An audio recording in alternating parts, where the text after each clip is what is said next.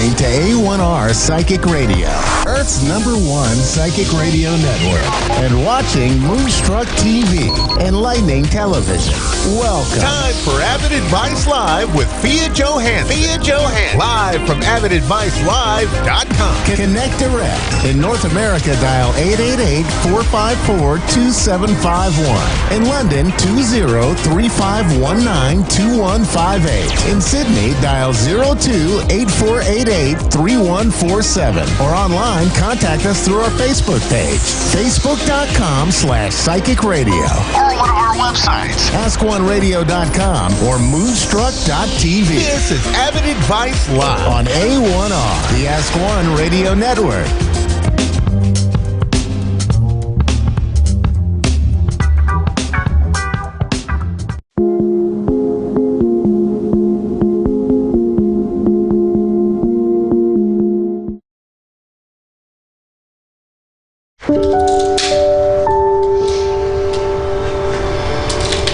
There is somebody's mom here. She directed to you right now. Fia was actually channeling my mother. I have her right now with me. She passed away 3 years ago. She says, forgive me. Hearing from my mom was amazing. What she told you before, 3 days before she passed. That she loves me and that she'll see me soon. She's directing me another woman in the room. Please. My grandmother was my mentor growing up. There's two women that directed by her right now. You and her. She's talking about the man that she was concerned, and she's still concerned, and she asked for forgiveness for that man as well. The man that she brought forward to forgive, that's my brother. She's telling you to stop being weak. Bring more confidence into your life. You know, we're all at different points in our lives. We've all been through different experiences, traumas, excitements, joy. She's proud of you. You're quick on something. You stopped something that was very hard for you to do. You wouldn't think that 10 years ago that I was addicted to drugs. She says, I'm proud of you. Continue. I never stopped asking the universe to show me the way. She's talking about your pain. Let it go. I don't have to have that story anymore. I don't have to hold on to the story of my pain, of my past, of my trauma. Today, I can let it go. Let it go! She said, can you forgive me? Yes. Say goodbye to all things that could stop you to succeed, to feel good, to connect with your soul. Say yes high. Yes. Loud. Yes. Louder. Yes. She's asking you, can you forgive that person? She's directing someone else. She's directing a man. She's directing someone. Can you forgive that person? Can you forgive that person for her? Loud. Yes, I forgive him. Why you do forgive him? She want to know. I forgive him for myself. That you are worthy enough to do everything for yourself. Not for anybody else, for yourself. I know that takes a lot from her, but she gives. And she gives and she gives. She's asking you to be strong, to be powerful, to be connected to your soul. You don't need anyone's affection and approval to be perfect. You are already perfect. Believe in yourself. Yes. Just say, yes, I do believe in myself. Yes, I do believe in myself. Louder! Yes, I do believe in myself. Louder! Yes, I do believe in myself. And I believed in her. We're all from Brooklyn, New York, so there was a very Jewish Italian community there where people's homes were open and they would intermingle and share their faiths, share their food. She's talking about backyard. She's talking about the trees. She's talking about dishes. She's talking about the chicken. She's talking about the chair. She's talking about everything. Please direct her what she's trying to say. Nana's house. Yes, my mom's house. We all lived together. I mean, they lived there. with my mom and my dad. They were always together. We were always together, always cooking. She actually made a better chicken parmesan than my mother. Yeah, hers was better. But don't tell her that. Yeah, don't tell my mom. Don't tell Nana. There is a power in sadness. There is a power in pain. And the power comes when you overcome it. Talking to her really, really helped me, I think. It's definitely gonna kind of just clear my mind of all the negative thoughts that I had.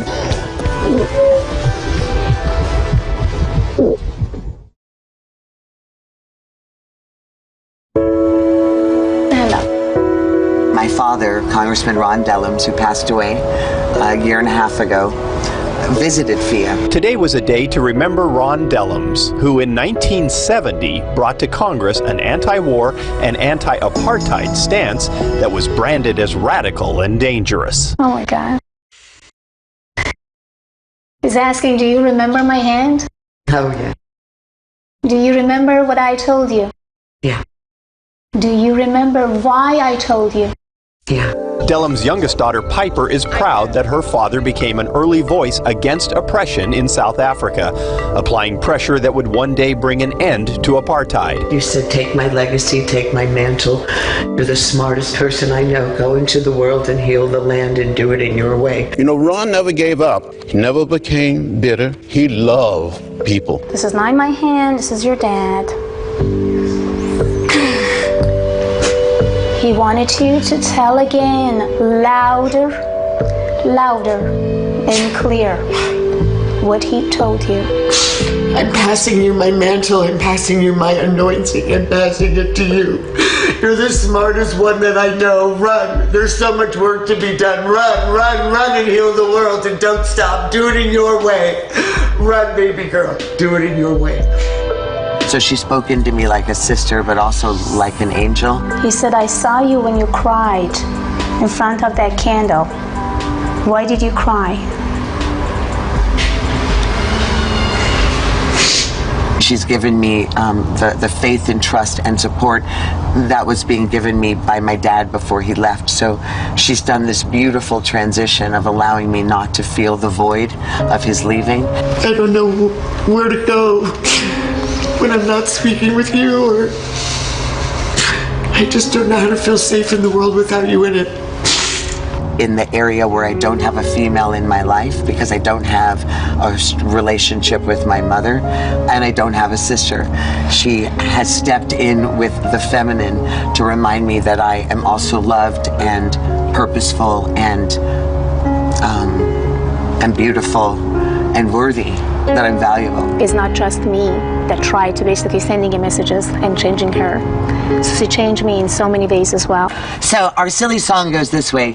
We are the key to do more than just let it be. The key to our destiny is in the hands of our humanity. His love is more than a philosophy, 'cause we are the key. We are the key. We are the but key. Diamond's key.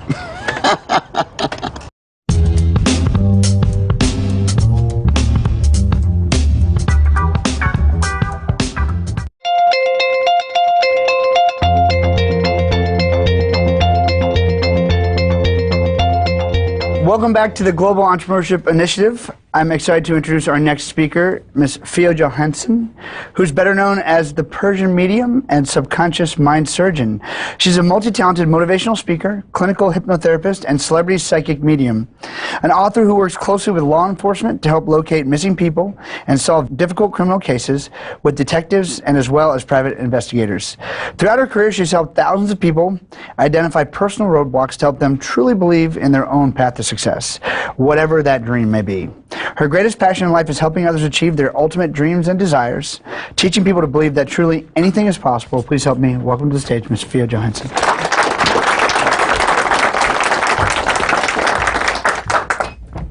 Well, hello everyone. I love the spirit in this room. Really, I do. You guys having amazing spirits, which actually helping millions of people so far. As Nick said, my name is Fia Johansson. I'm a medium and subconscious mind surgeon. I will share a couple of my stories of my life, which both kind of funny, at the same time a little bit hurtful, but good to know about how the medium could feel, sense as a person. I was at the age of 7.5 when I found that I have some sort of power. Of course, first it was kind of odd, a little bit difficult to understand myself, and I kind of like felt something is not correct with me because I could see, feel, and sense things before things happened. I went to my mom and asked, "What's wrong with me?" "Nothing, you're good." "Should I take you to the doctor?" "No, I don't know, but I can feel and sense that something crazy is going to happen to my grandma," example. "Something is going to happen to my uncle," and all this stuff. However, they're trying to tell me to don't say anybody when you feel and sense something bad is going to happen to them, because I don't wanted them to be scared and see that you should not be even near them.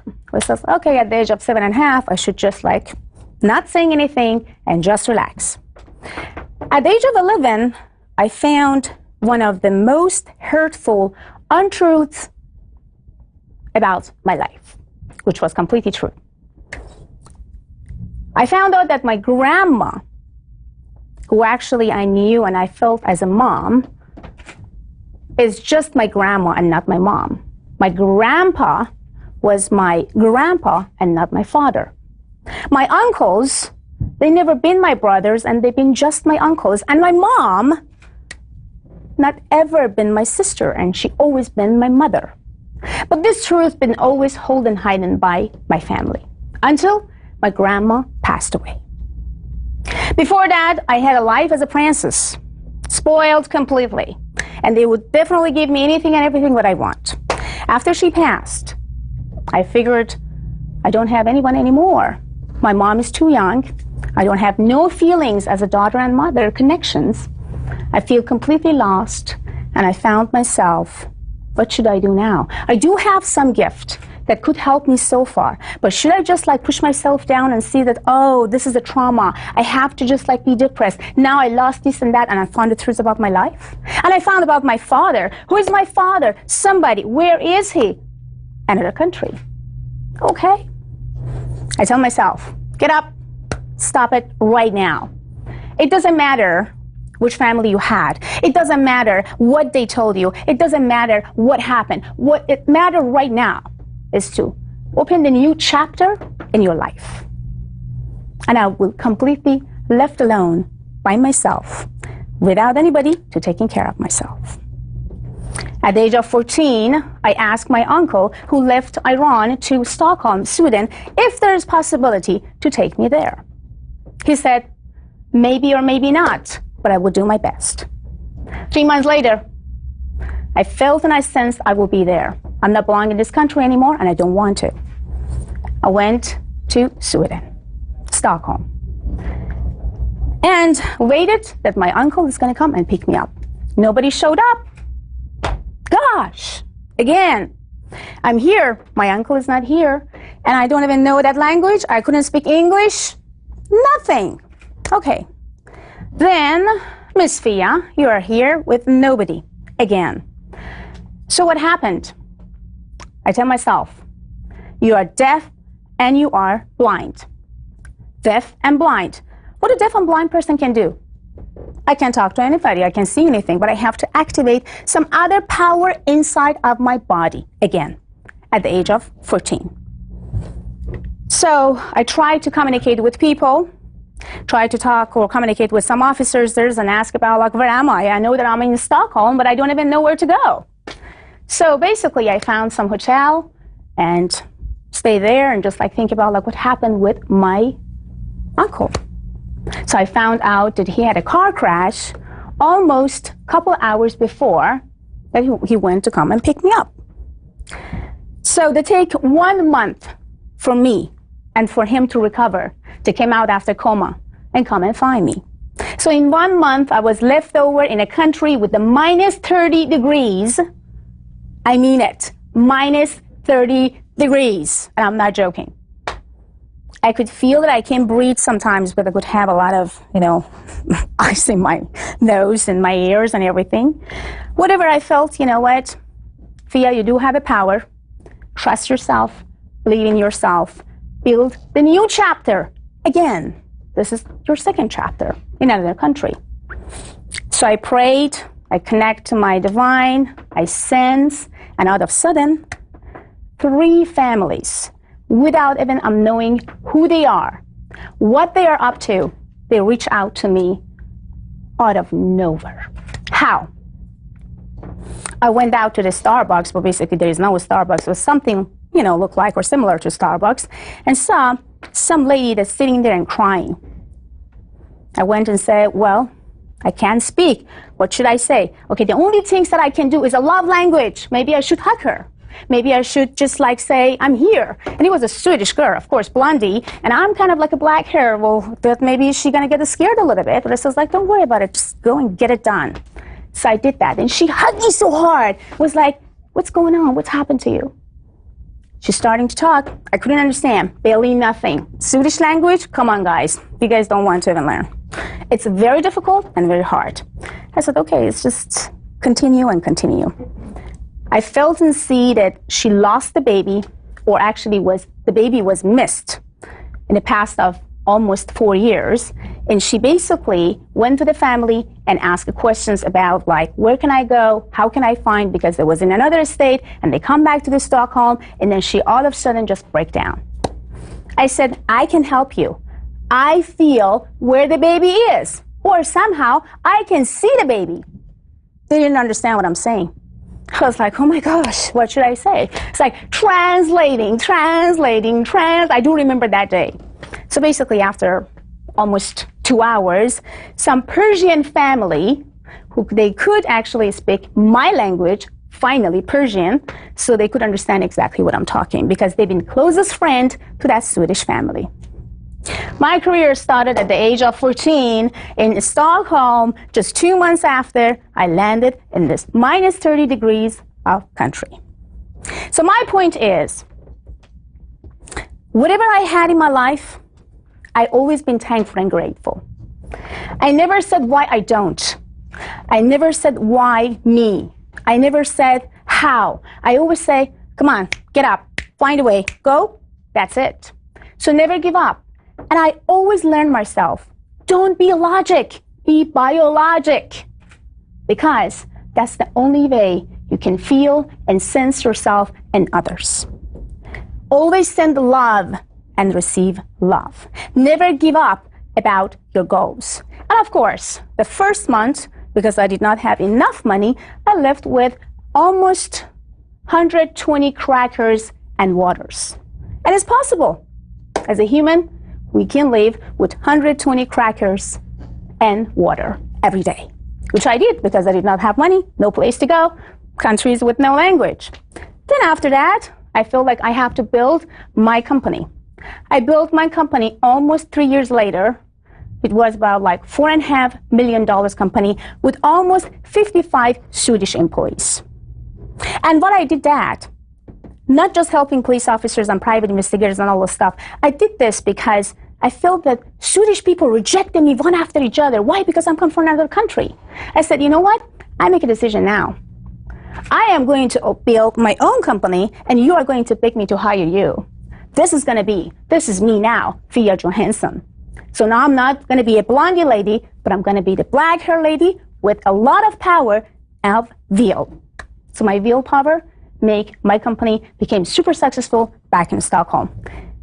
Almost 8 years ago, I felt that I have to move to America. I find my love of my life.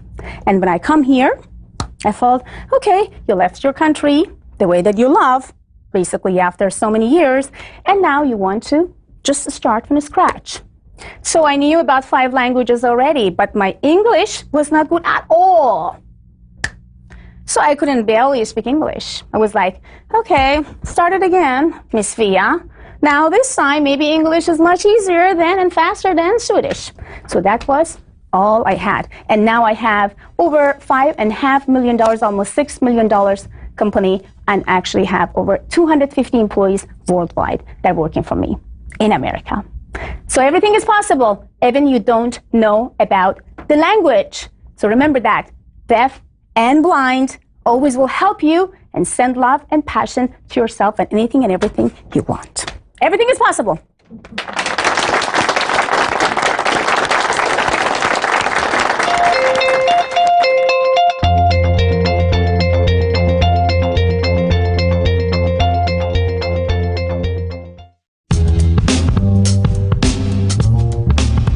Centuries, it's believed that mediums have been able to mediate communication between spirits of the dead and living human beings.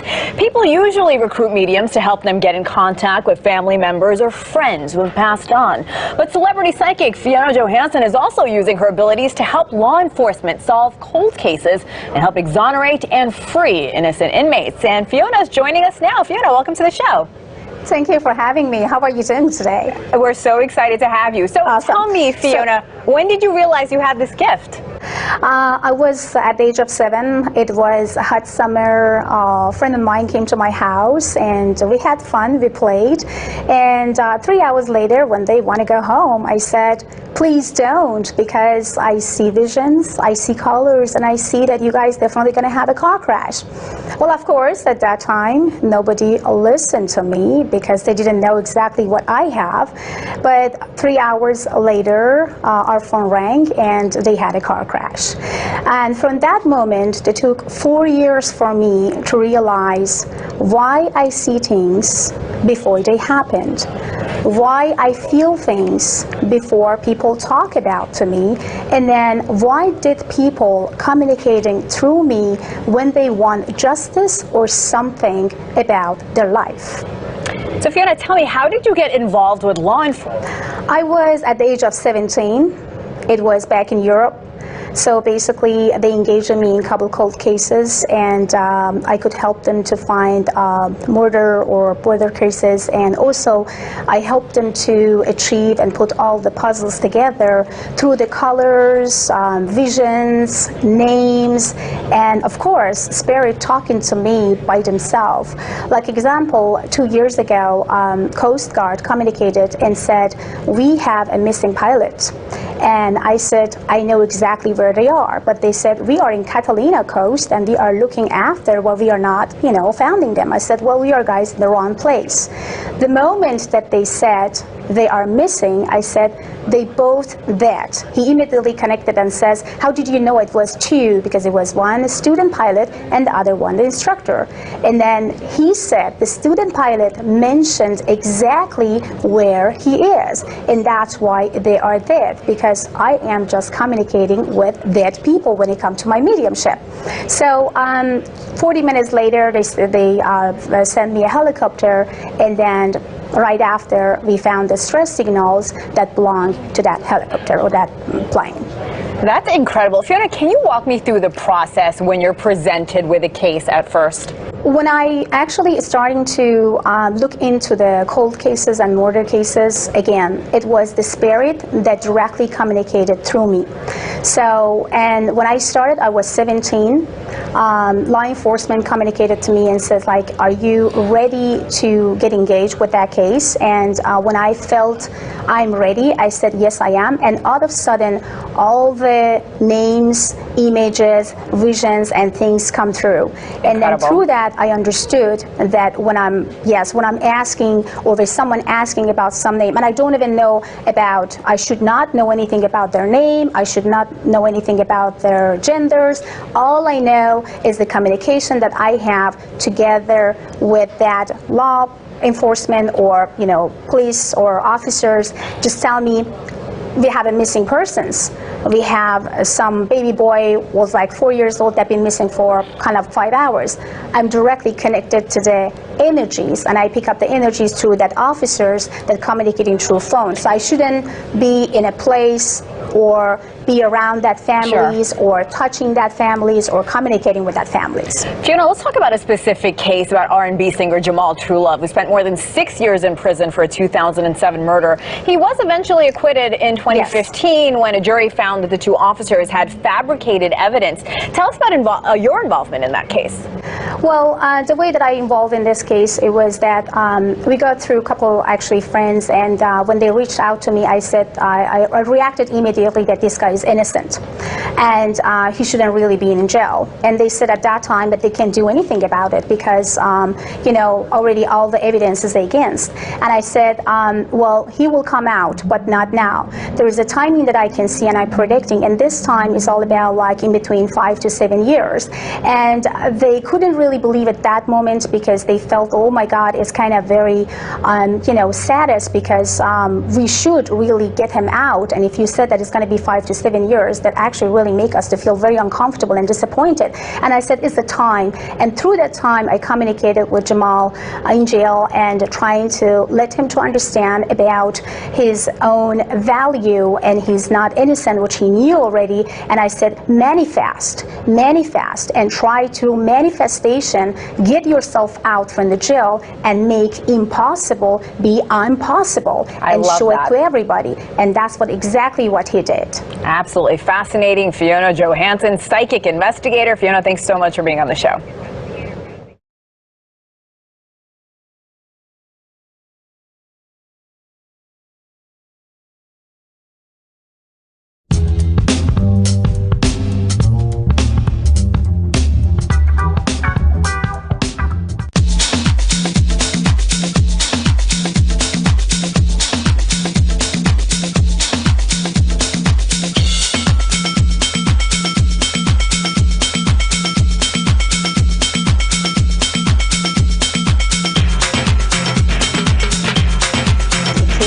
Naturally to me, I never decide for any of those messages.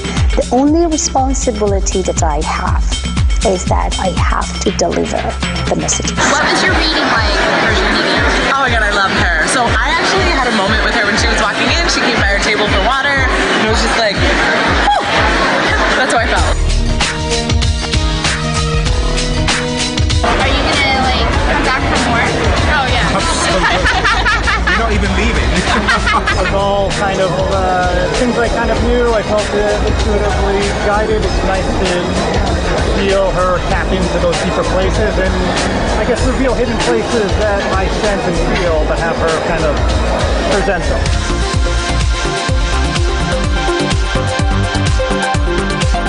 She said, I'm going to meet a man who's going to come right to me. It's been quite a while, and if that happens, I'm going to be in huge debt to her. This was a great reading today because it lifts my spirits. Spirits have been depressed for a while because of adverse happenings going on. I'm very pleased about that. I went to her workshop yesterday, and it was awesome. Yes, and I got her book, so I'm excited about that. Well, this is the only reading I've done, and it's the only reading I would do. And it's because I just know that. She told me things that I already knew, and then she also told me things that I was surprised at. Like she could read me, like things I was in denial of. She was actually reading what I was in denial of. So it was wonderful. It really was. I didn't say a word. She just knew exactly how I felt about it. You know, she's absolutely right. So it's kind of like you have the answers inside somewhere, and she kind of validated what I was thinking. If you are a person that trying to, make your sense or see your sensualities in your emotion, your vision, imagination, your subconscious mind, get close to that power, then you can see, feel, and connect to the spirit.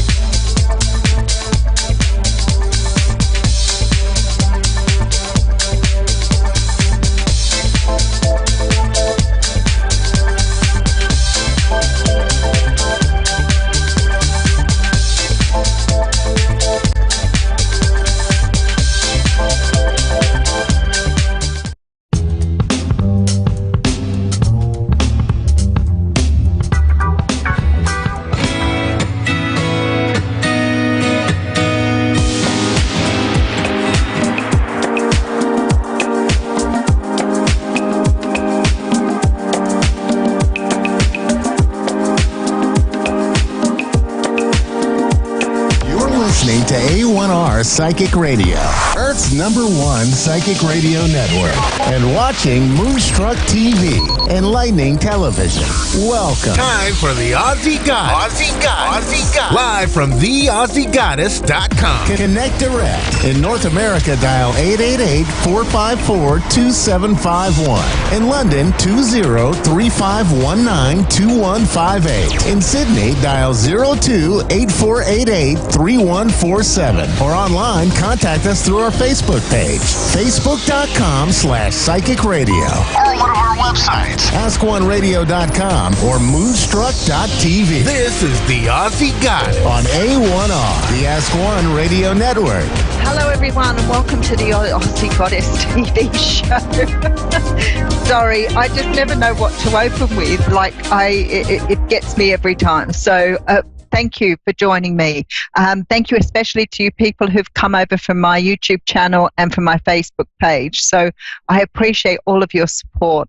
It's been a very tough few months for me, and I've uprooted, moved to a new place, finally got my internet up and going.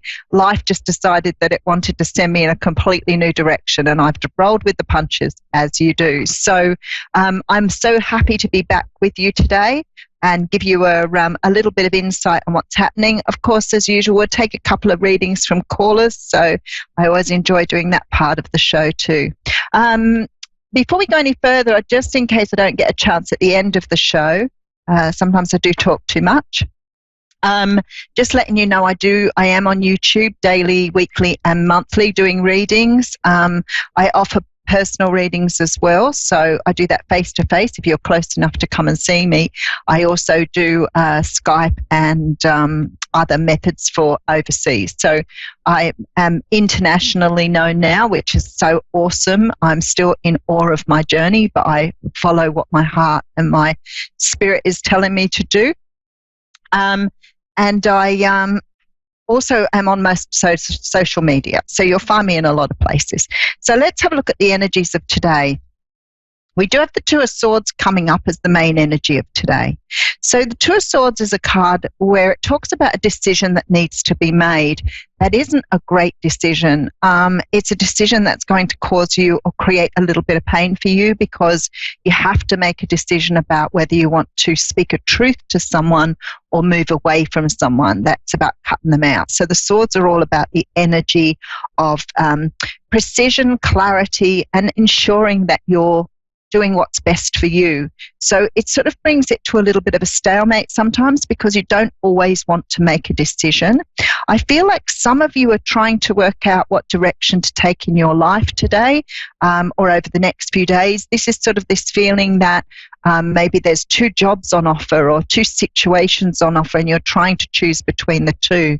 I do see a lot of swords and a lot of anxiety. In fact, 5 cards on the table, they're all swords.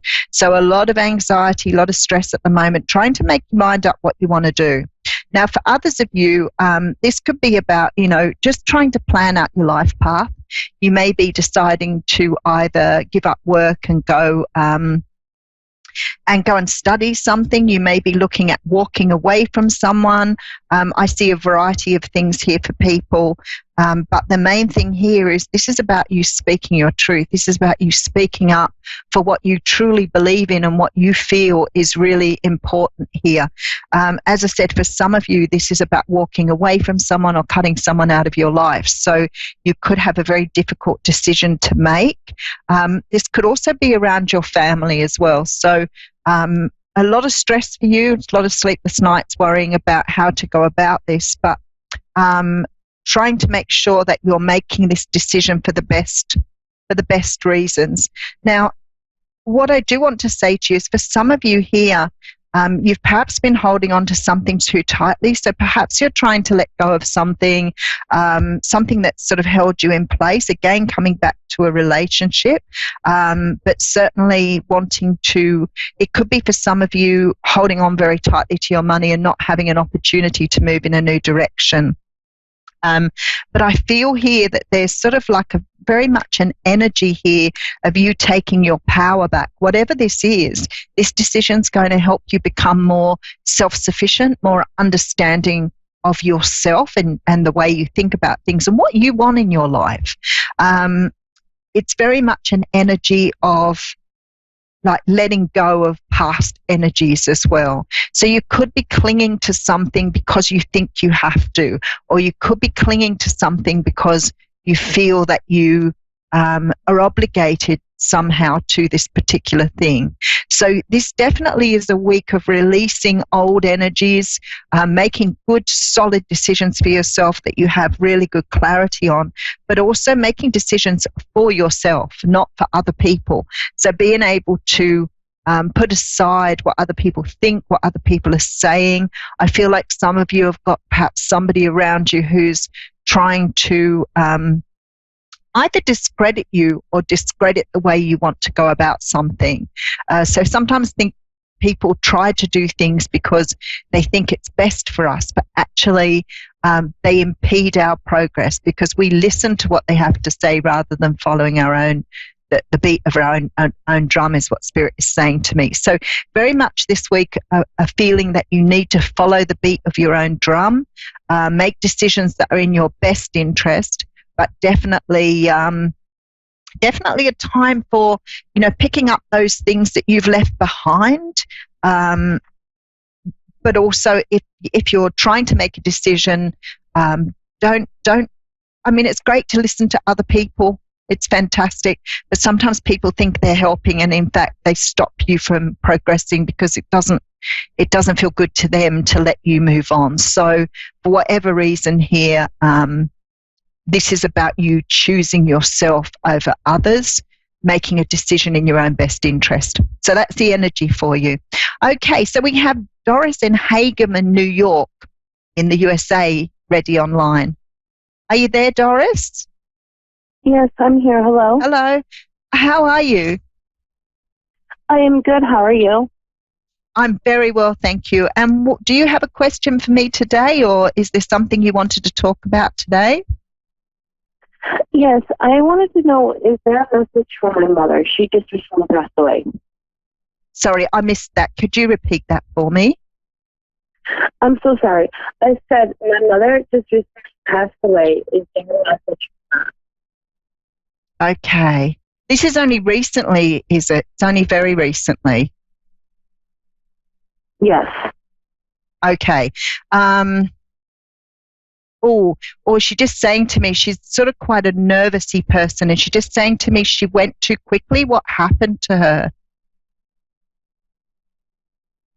She passed away from a heart attack, I think. Okay, because she's trying to say to me that she didn't really have time to do what she needed to do. She's telling me that she had still things there that she wanted to do. So it feels to me like, obviously it was unexpected. But it's like she's showing me this list of things that she wanted to get done before she passed.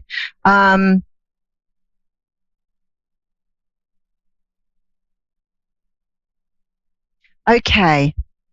Was there somebody around you that's pregnant at the moment? Not that I know of. Okay. All right. Then there must have been something that she wanted to do or bring out or rebirth. So I'm trying to get this, what she's trying to say to me here. Because it feels to me like she wanted to say or do something and she didn't get an opportunity to do that. And she's quite anxious to get this across now. So I'm trying to work out exactly what she's trying to say to me. Was there some unfinished business? Did you have something planned between you? Yes. You did? Okay. Whatever this is, it sort of, she's feeling like she wasn't able to finish something with you or conclude something or work something out with you. So I'm not quite sure what that means to you, but she's saying here she wished she had the time because she feels like there was so much more to say to you and she didn't get that opportunity. Okay. Okay. There is... I don't know if she wasn't good at expressing herself because there's a great deal of love and compassion for you here, but I feel like she never really got the opportunity to show you exactly how she felt. So it's sort of like she feels a little bit sort of like she's got ripped off, basically. But she feels like quite an anxious person. So it's like she's very frantic trying to get this message across at the moment. So something she wanted to say to you that she didn't get to say. Okay. Okay, so let me just get into the energy a little bit more.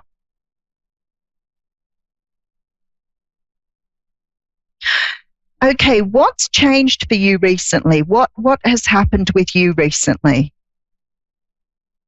Meaning with her and I, or life in general? With you, it could have been with just you, rather than you and her. I feel like there was something she was trying to wanted to tell you, or something she wanted to say, and I feel like it's got to do with some sort of change, or something that was changing either within your relationship or specifically in your life. We didn't have a good relationship. Okay. And I feel that there is this really strong feeling now that now she's passed, she's realized that there was a great need for her to express herself.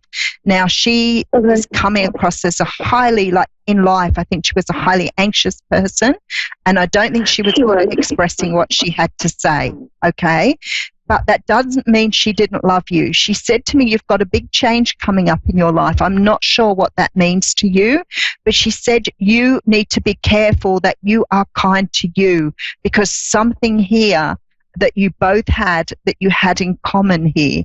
So I think that either you may be anxious or maybe a bit nervous about making changes in your life too, that you're reluctant to make, because she's very much trying to guide you in either a different direction or move you into a different area now. So even though you didn't have the greatest relationship, I feel that underneath that she really did love you, but I don't think she knew how to express herself. So I think she came across as being cranky and anxious rather than being loving. Yes, yes, she was very, very cranky and anxious. Yes. Yeah. Is there anything that I should look out for with, in a sense, for my mother? Signs from your mother, in terms of whether she's around you or not? Okay. Okay. All right. Let's have a little look. Let's see how she's going to do that. Okay. Now she's showing me curtains. Do you have curtains in your home? Yes. Because they're not something that everybody has nowadays. Curtains are sort of only some people seem to have curtains now. Now she's showing me something with the curtains. So I actually see them blowing, but there's not a window open here. Now, I don't know if that means that she's going to show you she's around by moving something around your curtains, but there's what I see, or what she's showing me is there's a curtain and it's like it's blowing in the wind, but when you pull it back, the window isn't open. So either you either have a curtain that has a window behind it that you don't open. Do you have a curtain in your house where the window doesn't open for some reason, like a fixed window? Not really. I mean, all my windows are open. I mean, I have access to them. All right. So next time you see the curtains blowing, if your windows aren't open, that is your mother. Thank you so much for this information. You are very welcome, but I think you need to understand, even though your mother didn't show you love like perhaps you thought she should, I think she loved you a lot, but I think she had very, very bad anxiety and troubled about her own self. So probably a lot to do with her own childhood. So she did love you very, very much, and she is a little concerned about something that's coming up for you. So just follow her messages. She'll try and get you to move in the right direction. Thank you so much. You're very welcome, Doris. Much love to you. Love and light. Thank you so much. Thank you. You're very welcome. Okay, so we have Ashley in Chicago coming up next. So Ashley, are you there? Yes, I'm here. Hey, how are you going? Good, how are you? I'm very well. We have a lovely clear line. So what can I help you with today? So I'm actually making a very difficult decision right now with my relationship, and I was just wondering if you could provide some insight with what you saw. The funny part is I've just done a daily reading for people, and it was all about making a decision that was very difficult. Okay, let me just get into the energy a little bit. Sure. The thing is, you've been thinking about this for a long while. This is not something that you're taking lightly.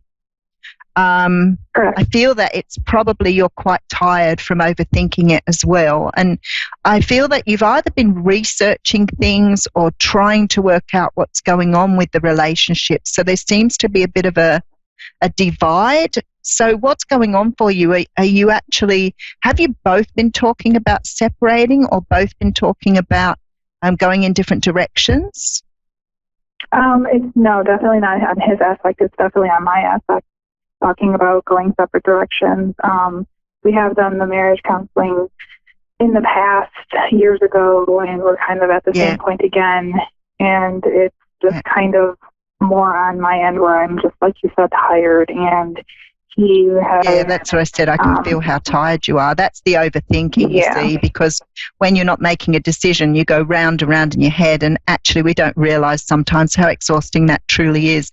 I actually feel too that you're bottling your emotions up a lot at the moment. I can feel your emotions right under the surface. So to me, you're just almost like you're just holding it together at the moment. You're ready to sort of, you're ready to fall apart. So I feel that this is something that you've already decided. Your soul, your spirit, your higher self is already trying to talk to you about what you need to do. But it's sometimes we tend to follow our ego, and we tend to sort of go with the, we need to take care of our family, we need to take care of, our financial situation, and we tend to sort of move towards that. And I feel this is like the energy you're giving off at the moment, where you're going backwards and forwards between what you truly want and what you feel the world around you is best if you do. Absolutely. Yeah. So I feel quite strongly that you've already made the decision. It's just now putting it into place. Now, you're a very practical person, so you'll need to do things in a way that feel comfortable for you. So don't rush anything. Don't do anything in a way that's going to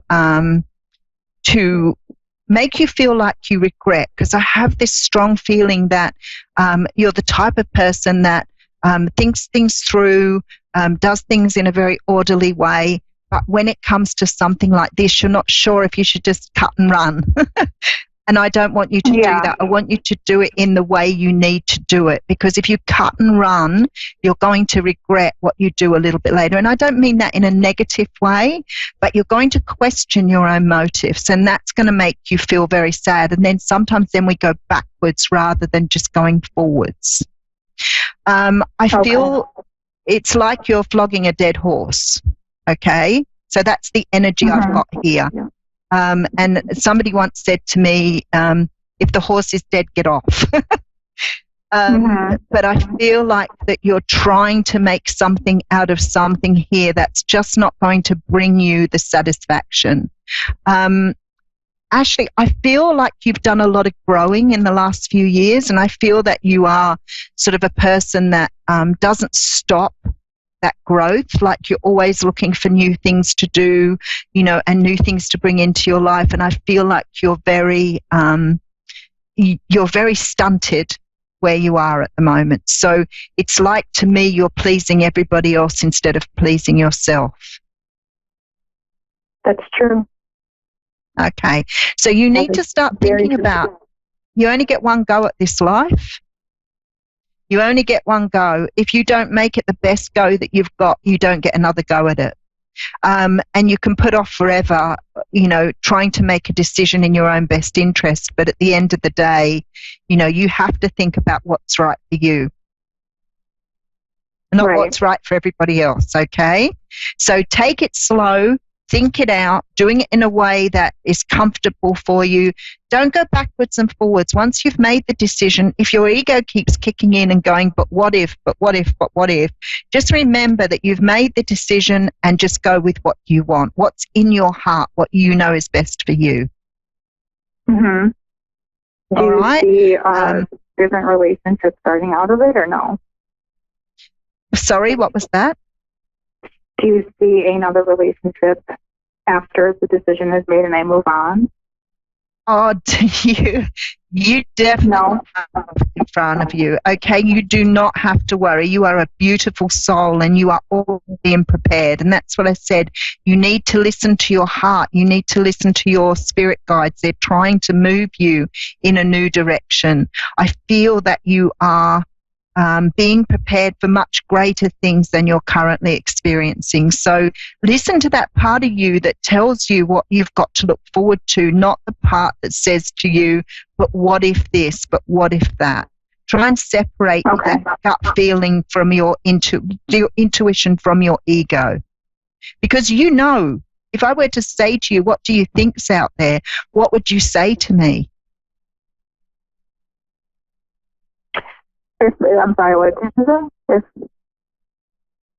You have beautiful things to come in for you, Ashley. You just have to make sure that you're looking after your own needs. Okay. All right? So be kind to yourself. Take it easy. No flash decisions. Just make your decisions as you need to, but go with your gut. Okay. All right? And good luck. Thank you. Thank you so much. You're very welcome. You're welcome. Okay, so we have a little bit of time left. So what can we do for the last little bit of time? Okay, let's talk a little bit about relationships, because I think that it's really, after sort of talking to that person there seems to be something I need to talk about with relationships. I've sort of learned over the years, after dealing with many people in different relationships, that a lot of people stay with people purely because they think it's the right thing to do, or because they've been taught as a child that a relationship has to be worked at regardless of how bad it is. And I've met people and talked to people who are in the most excruciatingly painful situations, but they still keep going, either for their children or for their families, or just because they've been taught that you have to endure the pain. And we don't. We have a choice. And a lot of the time, if you're with someone who's, fairly abusive or can be quite narcissistic, or controlling, you often put your own needs aside because the thought of walking away from something is more painful than staying where you are. But actually the pain you're enduring, whether that's for you or your family or your children, is far worse than moving away. And it's such a huge decision because you have to think, how am I going to manage financially? How will I manage with my children? And a lot of the time I speak to people who've been thinking about this for years before they finally take the plunge. It's okay if it's not working and you've tried counseling and you've tried every possible way of approach and it still isn't working. It's not going to work. People can change for a little while, but it has to take great dedication to make sure that you're doing what you say you're going to. So a lot of the time people go, yeah, let's give it another go and we'll do it. And it works because both people are dedicated. But unless both of you are dedicated to that, it just isn't going to work. And after a while, trying to find the things that brought you together in the first place are very hard to find. So I always think when, people are talking to me about, how tired they are from thinking about it all the time, I think sometimes you just need to remember to put yourself first. If you're feeling that you're in any sort of trouble or pain or unhappiness, then you have to start thinking that this is your life too. You're not living it for the other person. And if you're clinging to the other person because you feel that you have no opportunities, then maybe you need to look up and work out what codependency is, because sometimes we do put other people's needs before ourselves and it's not very healthy. It becomes toxic. So, I think that the best way to do it is, it's all very well to have couples counseling, but sometimes I think it's really good to have counseling for yourself and go and talk to someone about how you're feeling. Because once that love's gone, it's really, really hard to get back. And if you've been doing that for a long time, the love doesn't come in so freely. And it takes two. You can't make a relationship work by yourself. You can inject and give as much as you want to. You can put in everything you do. You can completely dedicate yourself to someone. But if they're not reciprocating, if they're not giving back to you, then it just becomes very, very toxic and an energy you need to move away from. So we're closing up the show. I want to just say to you again, if you want to come and join me on Facebook at the Aussie Goddess, I try to do some free card pulls every now and again, which I really love to do, but it gets so busy, it gets ridiculously busy, so obviously I don't get to everybody, but I'll be putting some dates up on Facebook very shortly for that.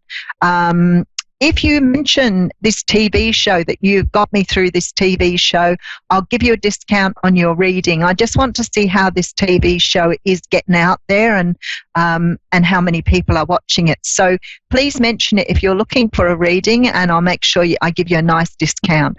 We can do that by Skype if you're in another country, Messenger. I use WhatsApp sometimes if we can't get close enough by phone, so we can do that as well. Also, as I said, I have a YouTube channel, which is the Aussie Goddess as well. And I come on every day and do a What's Cracking reading, What's Cracking for the day, and also a bonus read for those that What's Cracking doesn't resonate with. So I have that going as well. I really love doing the work I do. I'm very, very dedicated. If I had an opportunity to do this full time, I would. But unfortunately, life requires that I have another job as well. So I want to say to you, I'll see you next week. I want to say thank you so much for joining me on this channel. Make sure that you are loving yourself, and remember, you have to love every time like it's the first time. Don't take any baggage with you. So if you're walking away from something, make sure that you relieve yourself of all the things and forgive people and move forward with absolutely just giving a new person absolutely all of you. So much love to you all, and I'll see you next Wednesday or Tuesday for you people in other countries. Thank you.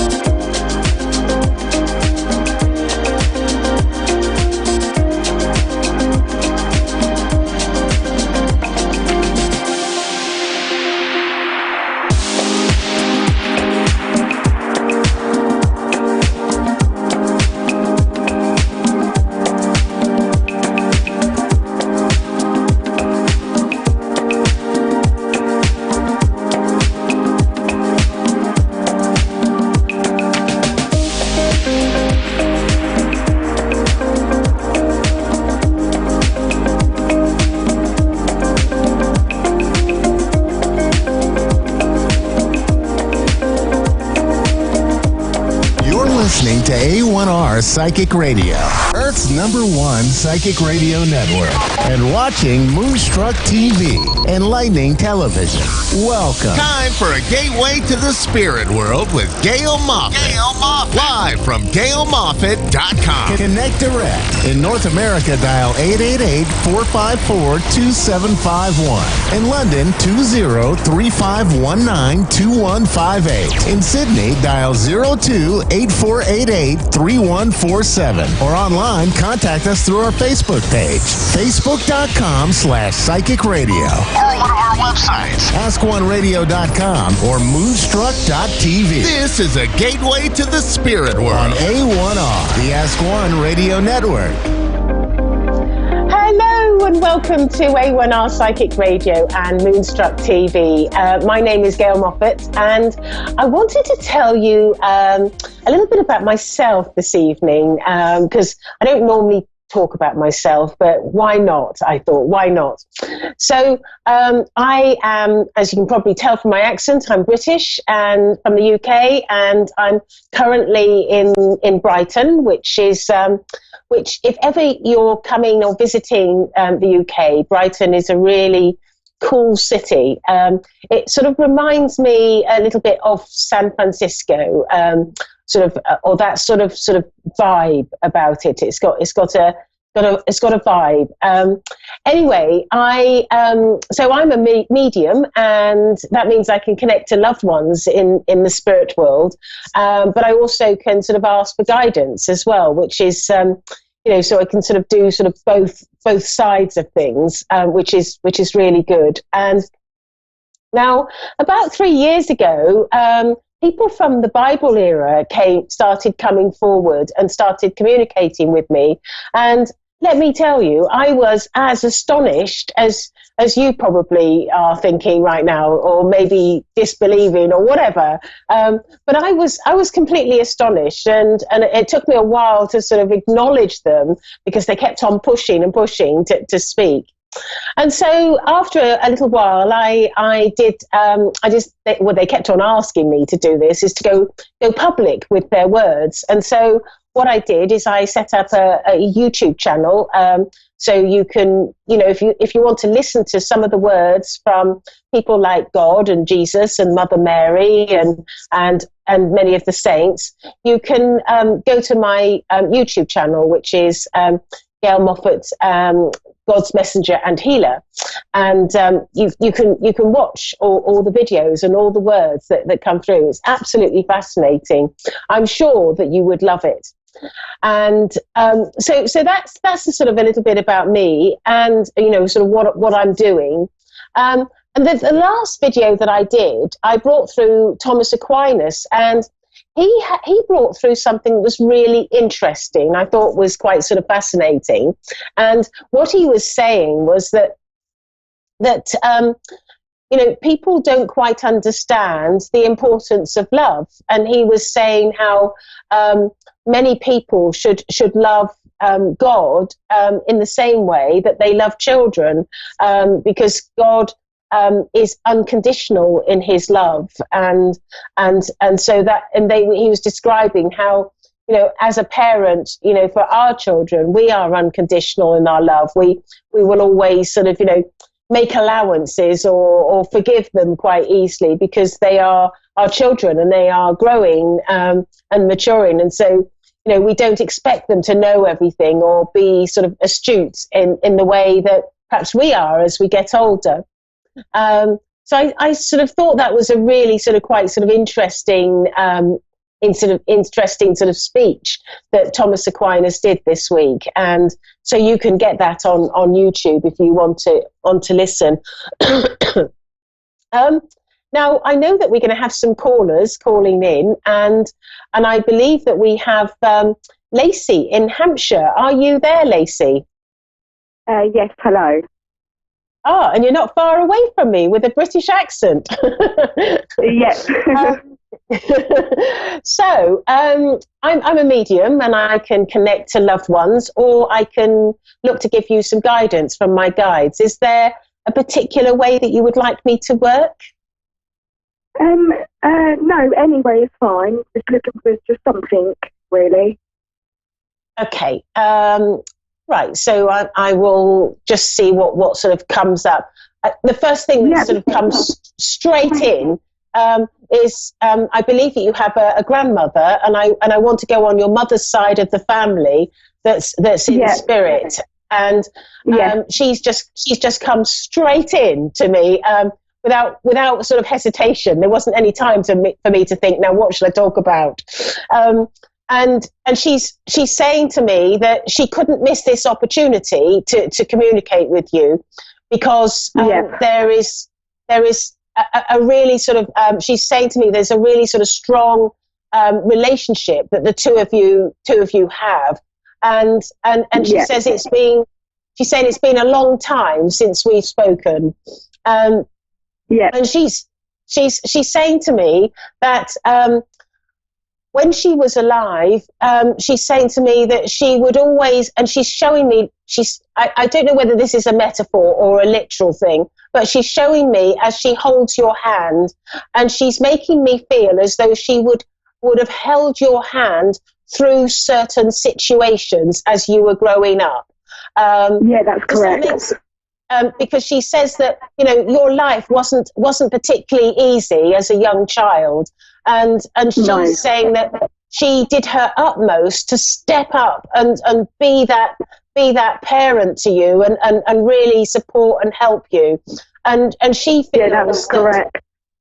And she feels that as a result of how she was with you and what she did with you and the nurturing that she did for you, she feels that you are a fairly well-balanced individual as an adult. Would that make sense to you? Yeah. Good. That makes a lot of sense to me. Good. Because she says that she's so proud of you, and she says that you make she says that when you're making decisions about life, you make very careful decisions, and you think them through very carefully, and you don't always jump into situations where perhaps other people might jump into situations and get their fingers burnt, but you're quite cautious and careful over any decision that you make. And she feels yeah. Pardon?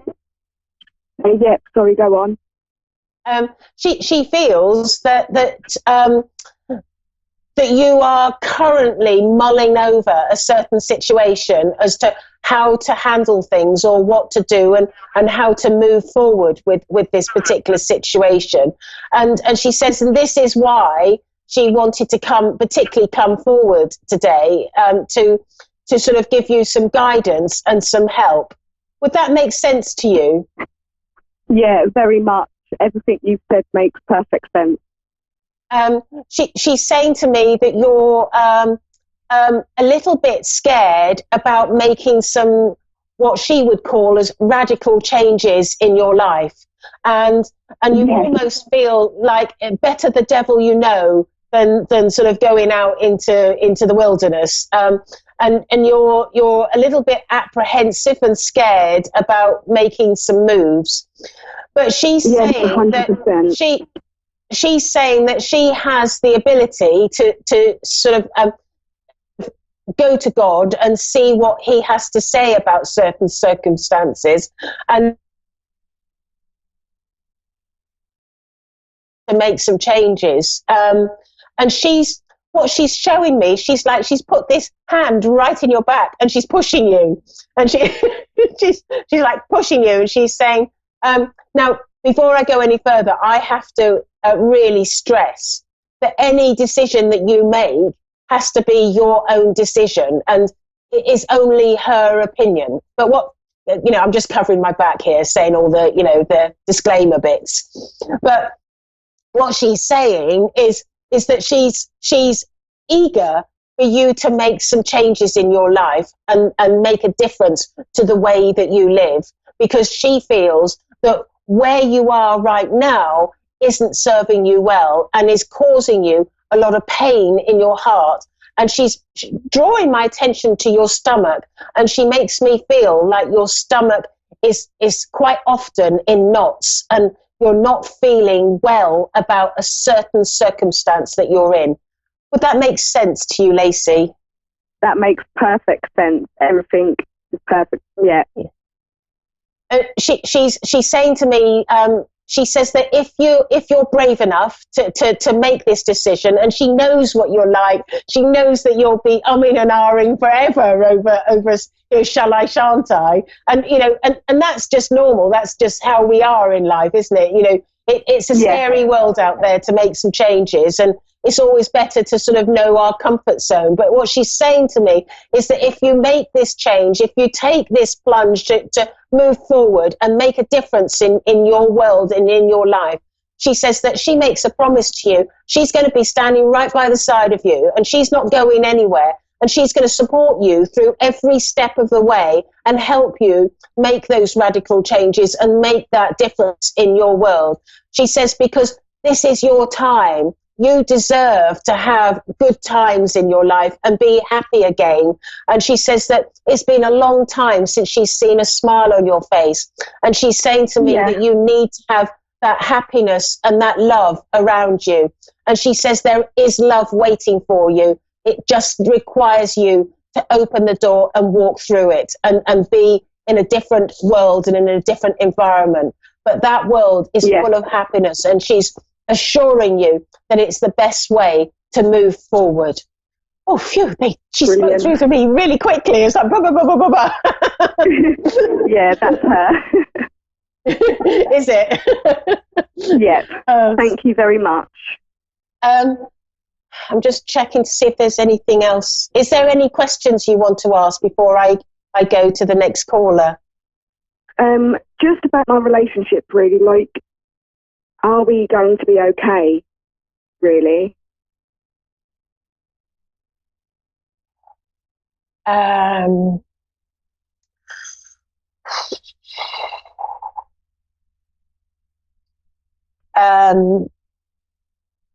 getting silence. Hold on a moment. I'm just... that doesn't mean anything. It just means that I just need to make sure that I'm connected. Yeah, no, that's fine. She says that you have... okay. She says that you have many choices in your life, and one of them is whether you continue in the relationship that you have.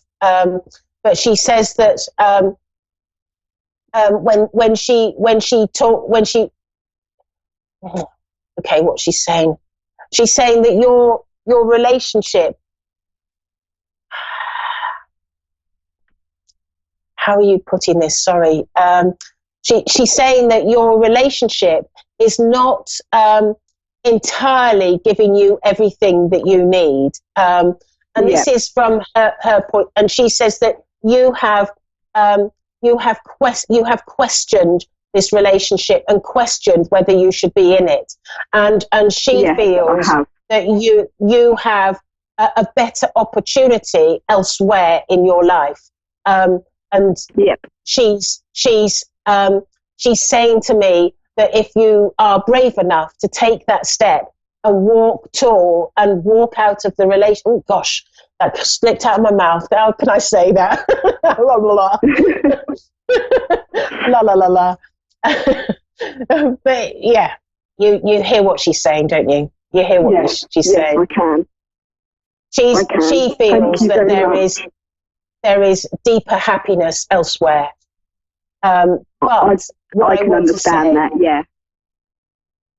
Well, it's good that you can understand that, but I really have to put this caveat in that you know, when you speak to a medium or a psychic, you know, we can pick up things and pick up advices, and you know, our loved ones in the spirit, they're just the same as they were here. They will have opinions, and this is her opinion. But you may speak to somebody else, and they may have a different opinion. And she's telling me off now, and she's saying that I shouldn't be putting in all these caveats. And she says her words are true, and this is what you should be doing. So that is my nan. Yeah, she's telling me off. Wow. Well, you know, it's nice to have somebody that's strong in the spirit world and watching your back. And that's very much evidently what she's about. She's watching your back. Oh, that means a lot to me. Thank you.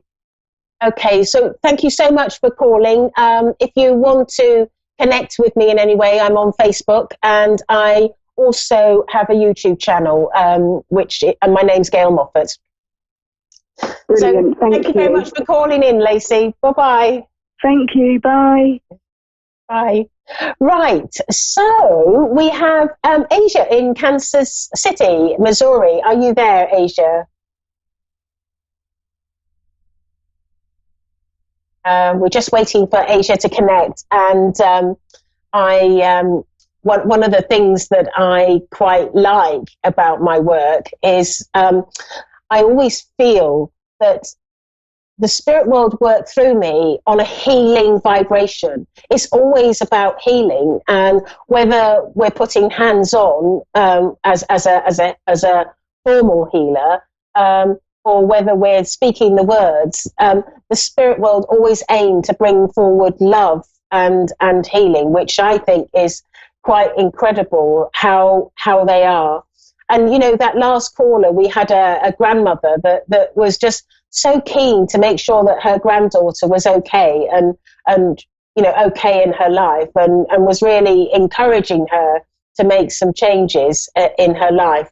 But as I said, you know, before, it's very important that we make our own decisions, and, you know, because we can all have our own opinions. Now, I believe Asia in Kansas City is there. Hello, Asia. Are you there? Yes, I am here. Hello, and welcome to the show. My name is Gail Moffat. Now, I can connect to loved ones in the spirit world, or I can look to give you guidance. Is there a particular area where you'd like me to work? No particular area, just anything in general. Okay, right. Okay, well, as I'm talking, I'm aware of a gentleman that's coming forward, and I feel that, and he's just sort of tapped me on the shoulder and said, "I want to talk." so we'll go with him, and he says that he's saying to me that he played an integral role in your family and was considered in your family an important person, and people would have perhaps looked up to him and considered him sort of like the key person in the family dynamics. And he makes me feel, it's very difficult because he's making me feel like he's got these fatherly tones, but he also makes me feel like he could be a grandfather. Would that make sense to you? Yes. Actually, my uncle, we have been looking for him for a couple of days. He's been missing since Saturday night. So that's the feel I could get from it. Right. So you're missing an uncle since Saturday night. Yes. And right. And do you feel that this is this person that I'm talking about? Yes, I do, because us not being able to communicate with him, it's not like him. So. Right. Okay. Right, I'm just gonna just let me go back to him and see what I'm getting. Would you understand a name beginning with a D? A D? Yes. His name is David. I was going to say David, and I wasn't brave enough, and I said D. So because he's saying that's me. So he's oh, I am so sorry, and he's been missing 2 days. Wow. So you know, it's you know, when you're a medium, it's never like, situations can throw you at all sorts of time, and this one right now is slightly throwing me, because I just think, wow, you know, somebody's been missing, and he's come straight forward to me. He's saying to me that the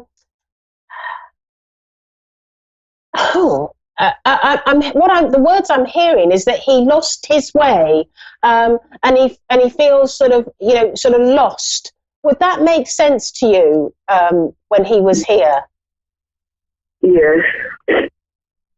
And he's saying to me that he made one or two decisions in life that he feels backfired and caused him some difficulty in his life.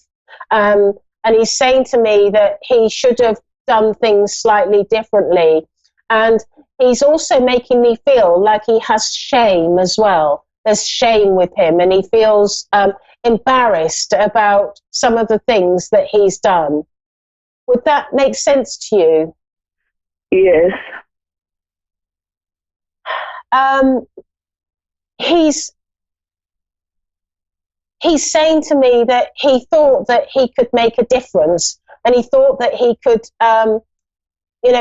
make everybody's life happy and give to everybody. But he found that it's almost like no matter what he did or which way he turned or what he did, he always seems to sort of make a few mistakes. And he's saying to me that he wishes that he had done things differently, and because he's also saying to me, in his willingness to help other people, he feels that he on some level he upset people, and they were sort of like there were people that were upset with him and sort of slightly cross with him, and he's saying to me that he was only trying to sort of help people or bring like sunshine to their lives, and I've got a song that's coming into my head, and sometimes when I get songs, it's because it's something pertinent to the message that I'm getting, and I feel and it's sunshine on a rainy day. Do you know that song? And I just look at the words, because I feel that they may be relevant to him. He's apologizing profusely to you, because he feels like out of a lot of his relatives and his people in his life, he feels that you are probably one of the people that will be hurt the most by his passing. And he's saying to me that he has he doesn't want you to suffer, and he's saying to me that he's going to try and protect you, because he feels that some of the people in the family may turn against you, as they did with him. And he's saying that he wants to try and protect you. He doesn't want you to go through what he had to go through, because he's saying to me that some of the members of the family aren't particularly nice, and some of them will almost like do anything for their own gain. But then there are other members of the family that are adorable and lovely, and people that he loves. But he's saying to me that he's telling you very, very clearly that he wants to protect you, and he's so sorry to have hurt you in this way and to have brought this to your attention. But he feels that it was important, and he made the decision that he wanted to come through tonight. He felt that it was important that he let you know that he has passed and that he is in spirit. And he's apologizing profusely to you for that, for some of the mistakes that he's made in his life, and is is also saying to me that it's like he sees you not just like a niece, he sees you like a daughter as well, because he says to me that he was very fond of you when you were growing up, and he was always looking to give you guidance and support you and help you, and he says that when he remembers when you were children, there was lots of laughter and fun, because he was, in his words, he was the fun uncle that came around and had a giggle and a laugh, and he was always sort of very sort of upbeat and happy. But sadly, his emotions and his feelings haven't been like that in the last few months, and he's saying to me that he has found life quite difficult, and he's also saying to me that he's drawing my attention to another female, and I feel like this other female will be suffering at the loss as well. And he's very concerned about her feelings and her emotions. And he feels that I almost feel that this could be your cousin or some. I feel like it's a younger person, but he feels that it would be a great benefit if you were to support this person as well. Yes. I've got about 90 seconds. Is there anything that you want to say before I go? Could you kind of get an insight of what happened to him?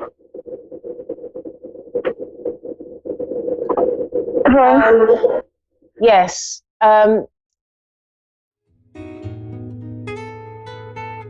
I feel that he makes me feel like he made the decision to pass, and I feel that this is almost like not an accident. It's not an accident. It was he makes me feel like it's a planned decision that he made. And again, he's standing next to me, and he's like got this sort of like trepidation, and he's about how you might react to that. And he's saying to me that he promises you that as soon as he got over to the spirit world, it wasn't long after when he realized that perhaps he should have done things differently, and he had made a big mistake.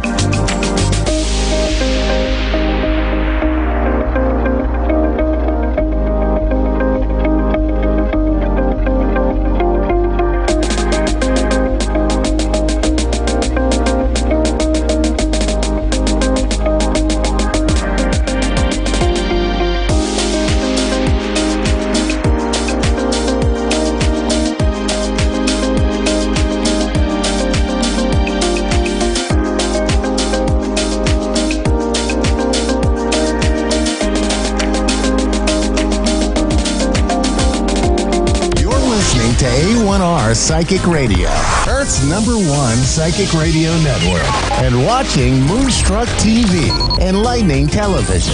Welcome. Time for Angelic Connections with Carrie M. Bush. Carrie M. Bush. Live from Facebook.com/Carrie M. Bush. Connect direct. In North America, dial 888-454-2751. In London, 20-3519-2158. In Sydney, dial 02-8488-3147. Or online, contact us through our Facebook page, Facebook.com/Psychic Radio. Or one of our websites, AskOneRadio.com or Moonstruck.tv. This is Angelic Connection on A1R, the Ask One Radio Network. Hey everyone, so welcome to Angelic Connections. I am your host for today, Carrie Bush, coming from the UK. So how has your week been so far? I hope you're having a good one. So as always, just before I come on live, I pull some cards. Today I am using the Oracle of the Unicorn cards, and this is for our weekly guidance and also our 3-card pull that I always do at the end of my show. So right now, I want you to just think of that number that you're drawn to straight away, number 1, number 2, number 3. And as always, at the end of the show, you will get a special message that's just for you, that really resonates to your soul. So I have pulled the card of the week, everybody, and we get the expansion card. Now, this is really, really powerful for us. And I'm going to talk about this a little bit more. So the expansion card is a spread your wings and soar. Share your message and shine your divine light and show the world what you're made of. So this couldn't be more apt for us at the moment, because we are in an expansion time. We are expanding to a different level. We really, really are. So we've had that beautiful new moon on the weekend, and we're in Mercury retrograde. Both were in Pisces, so this was very, very powerful for us. And we are really getting ready to move forward, about spreading your wings, about flying, about new opportunities opening up for each and every one of us. New beginnings are here. It is time now to move forward. So that new moon has really brought in some beautiful new energy, which is much needed. So we've been in the Mercury retrograde, we're still in it now. February has felt quite heavy. I don't know how it's affected you, but I know for me and lots of people in my spiritual soul group, it's been a kind of hard going month, feeling very, very tired, very lethargic, hard to get that motivation going. And the reason being, February has asked us to go deep inside. So where we have a Mercury retrograde, we can often have a lot of inner stuff come up. We can be triggered. I know that I've been triggered a couple of times, and I'm sure you can resonate to this yourself. So we'll have some stuff come up to show us where we need to do our inner work. So we could have had those triggers. So February asks us to go deep within some of that inner work. Now, this shift that we're moving on to is so huge.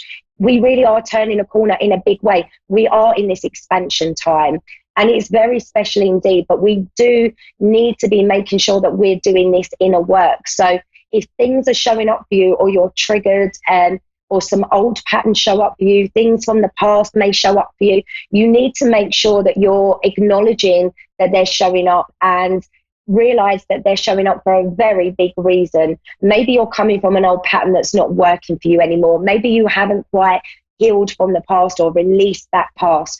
Often we might have people from our past show up in a Mercury retrograde, past relationships, or just people linked to times in our past of experiences that maybe weren't so good. And it's always about the inner work. So we really do need to take the reins right now and need to, look what's showing up for us and do that inner work. I can't express how important this is for moving forward. So a Mercury retrograde is always about showing us where we're stuck for going forward. And it's always such a beautiful time. They're like you know, we've spoken about this before. There is a lot of fear energy around a Mercury retrograde. You've only got to look all over social media, and Mercury retrograde brings up a lot of fear energy for people. But it's actually a very, very powerful, positive time. So what we need to do, we just need to take note on what is coming up for us, and then we need to acknowledge it, and then we need to deal with it. We may have to do some of that inner work. And if we do it now, we breeze through this and we get to go on this next level, which is such a huge shift. I can't honestly explain where we're moving forward now. It's very positive news for so many of us, but we do need to make sure that we're cleansed and clear. So doing that inner work is vital right now. You can't bypass it on a spiritual path. You know, it really does help you to grow and evolve and move forward in a big, big way. So each and every one of us will always get times when we're triggered by things from our past or ways that we're coming from that just aren't working for us. We will get triggered. And what we need to do is we need to just say, okay, what is this telling me? What do I need to work on here? And as I said before, I think in last week's show, the 2 weeks leading up to a Mercury retrograde, the pre-shadow phase, always kind of highlights to us what we're going to be dealing with in this Mercury retrograde. So it's about keeping calm. It's about going with the flow. If you can go with that flowing energy at the moment, we're going to move forward to beautiful times. So you really are going to see your manifestations come in. It does feel uncomfortable sometimes, especially when we're being triggered. You know, we try and be positive and keep the positive practices and keep up our spiritual work, but we will get triggered at times, and it will sometimes pull us back a little bit. But it's sometimes by being pulled back and going within that really gives us clarity and really helps us move forward in a big way. So it is about, you know, this pause time. It's a time for reflection. That's why a lot of you will find that in February you've been quite still. There hasn't been much movement or much motivation to make much movement. You probably felt like hibernating a little bit, and that's, you know, recharging your energy, because in actual fact March brings a very different energy.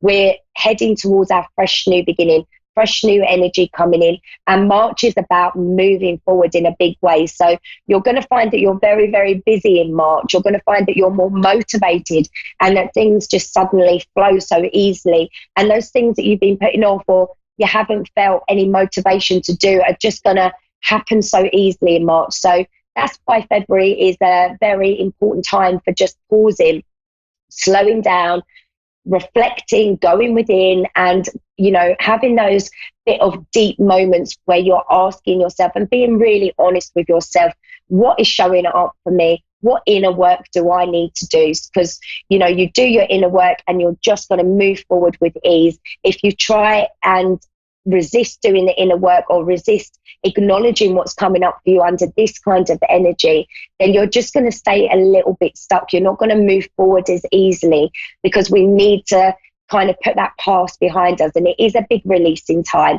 It is about moving forward and moving away from that past. So as much as possible, try and stay in the present moment. You know, that past is not going to serve you anymore. It's not going to help you. It's just going to keep you stuck. It's just going to keep you in fear-based energy and worry energy and keeping you from moving forward. And we don't want that at the moment. We want everybody to move forward. We want everybody to receive their manifestations, to align to this new energy that's coming in. We don't want anybody missing out on this. So do make sure that you're doing that inner work if it's popping up for you. If you feel triggered, just take the deep breaths and just, you know, ask the angels to come in and be around you, and just ask yourself, why am I being triggered? What is this showing for me? Where do I need to do some work? Do I need to do some work on releasing, maybe self-love, maybe boundaries? You know, there'll be all different stuff that comes up for you, because obviously you're on your own personal journey. So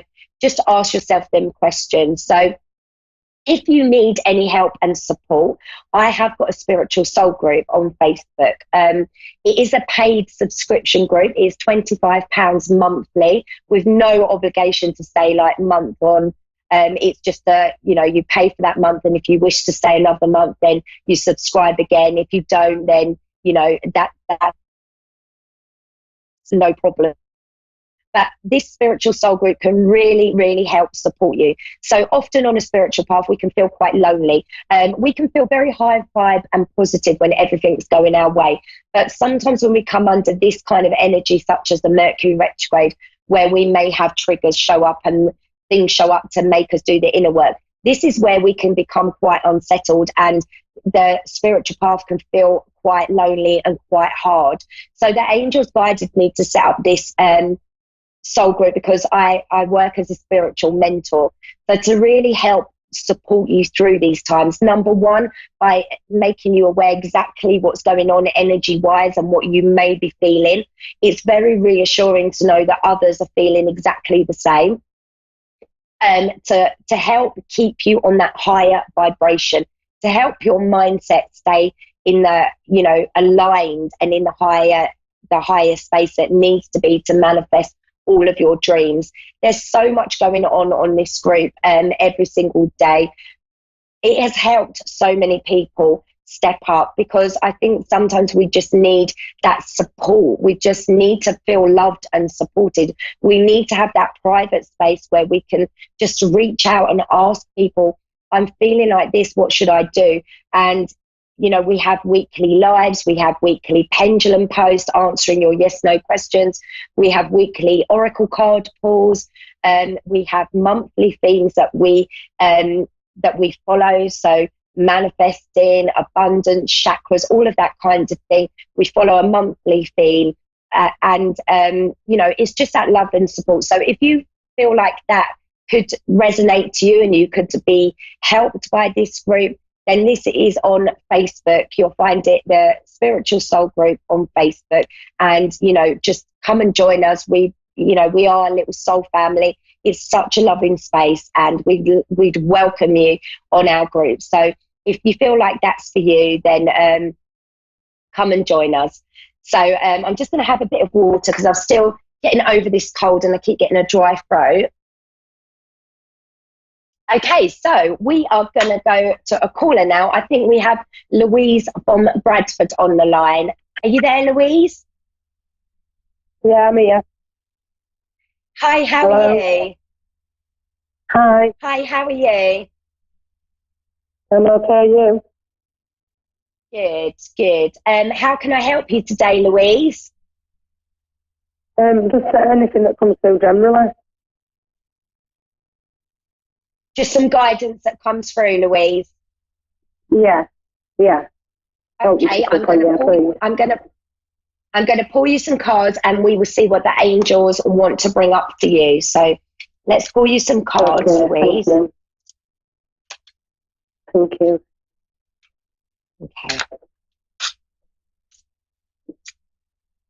Okay, so I've got 3 cards for you. So the first one, Louise, is Savouring Pleasure card, which tells me that you need a little bit of nurturing, that you're a little bit stressed out. Maybe you're feeling a little bit all over the place. I don't know if you can resonate to that, but I just feel straight away that the angels are giving me this energy that, everything's a bit much for you at the moment. You're under quite a little bit of stress, and you're just feeling a little bit all over the place and just not feeling yourself for a little while. Would that make sense, Louise? Yeah, that makes sense. Okay, totally. So I get that opening to love card. So would this be regarding love, that you're feeling a little bit all over the place? Yeah. Okay, yeah, so this is the love energy coming strong. You would you have a twin flame, Louise? Yeah. Okay, so this is telling me twin flame, a little bit up and down, a feeling frustration. I'm feeling that you're feeling unsettled with this energy, and that it's kind of taking its toll on you a little bit. So you're very stressed out about this. I feel like up and down relationship going.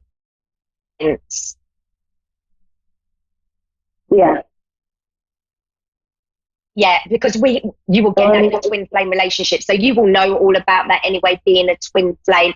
So where we're at the moment makes sense with the Savouring Pleasure card, because we're in the healing point at the moment. So lots and lots of twin flames are having frustration around this relationship. Some are having no contact and there's frustration around that, and others are just having a few ups and downs. And this is quite a common theme at the moment, Louise. I get the standing firm card. So I feel like you may have been messed around a bit here, because this is you coming into your power. This is you standing your ground, being strong, being brave. So does that resonate to you so far, Louise? Yeah, it does, yeah. Yeah, so you need to stand in your power. I definitely feel like there is a turning point with this relationship where things are going to get so much better. But I feel like this twin flame relationship right now is in a healing phase. So I feel like are you being messed around a little bit, Louise? Yeah. Yeah, I get that feeling. So that's why you've got to be strong, stand in your power and stand your ground. So I feel like the vibe that the angels are giving me for you right now is on, off, hot, cold. That is the vibe I'm getting. So 1 minute we're on and everything's good, and 1 minute we're pulling away and we're off. And that is a reflection to the partner, not you. This is your partner, or I'm saying partner, say twin flame, resisting healing. Would that make sense to you right now? Like really resisting working on that inner stuff and healing. So that's why you're getting the hot cold. But I am being told by the angels change for you soon. This actually becomes more positive, but you have to stand your ground. You have to stand from your power space, and you have to get strong. So you have to kind of say, if you're going to be hot and cold and on and off with me, then I'm pulling myself back. I'm going to take my power and give myself that love and nurturing that I need. So I just feel like, although it doesn't feel like it for you right now, Louise, actually things are where they should be. I feel like things are on track, because with a twin flame relationship, it's not always easy going. It's not smooth sailing. I'm being given a sense that this is a really powerful healing time for the relationship. So it's about getting strong, standing firm. But I feel like you felt like you're going to walk away for good. Does that make sense? Yeah, totally. Yeah. So in a way, that is, I don't see you being apart for good at all, but that is kind of maybe what you need to do, is to put that intention out there that I am not going to stay around. I am going to have my boundaries. I am going to step into my power. I'm going to be strong here. I do feel like it's a relationship that will be around you. I don't think that it's done, but I think that you need to have those boundaries and say, you know what, while you're being on and off with me, I'm not going to tolerate this. I'm going to step back from this, if that makes sense to you. So taking your power back, Louise, and letting him do this, it's like, in a way, that he needs to have some space to be forced to do this healing, because there's real resistance around this. It's like you've done so much inner work yourself, and it's not a match. It's not an even match at the moment, because there's resistance around his side to the healing. Yeah, that totally makes sense. Yeah, so don't worry about this. Really, don't worry about this. I just feel like everything's going to be all right. I'm going to pull you a romance card. I just feel like we need to get a card from the romance deck and see what we get here.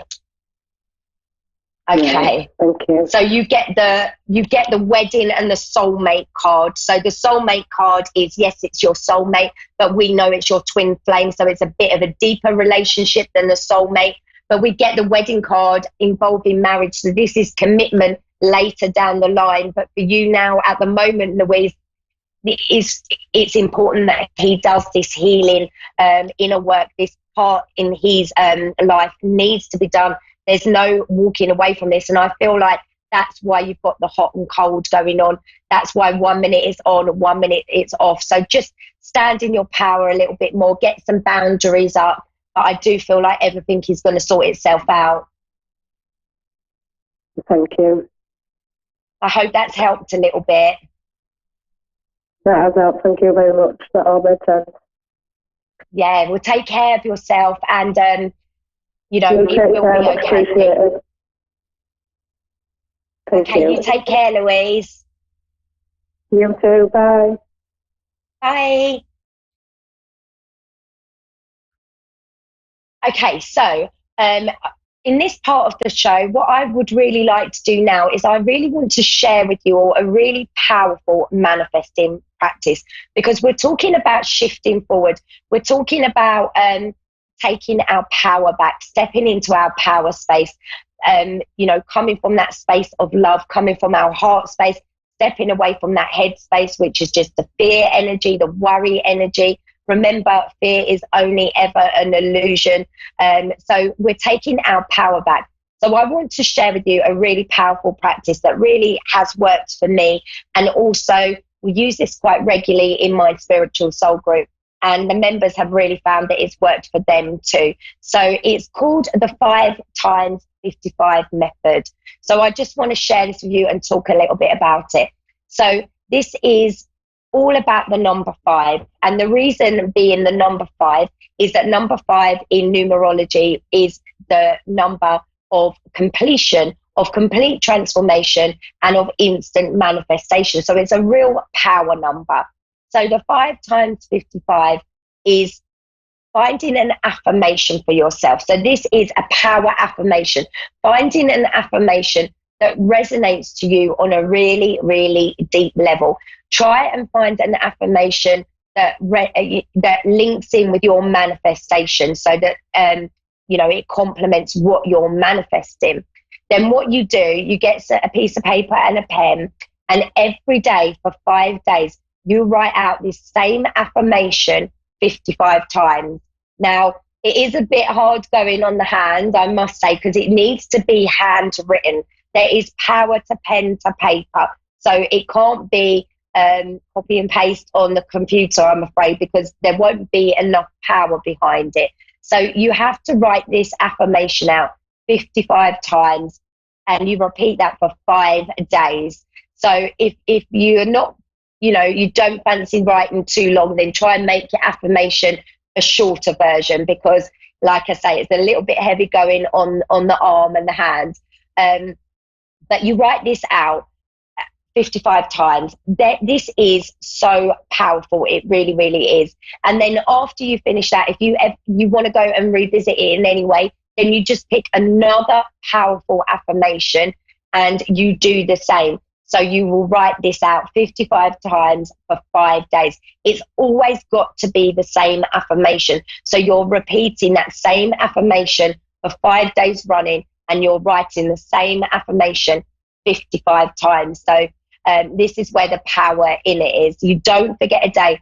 If you forget a day, you have to go back to day 1, I'm afraid. So it's a bit of a pain. You need to kind of put yourself a little reminder if you're going to commit to this powerful manifesting technique. It really does bring about change in a big way.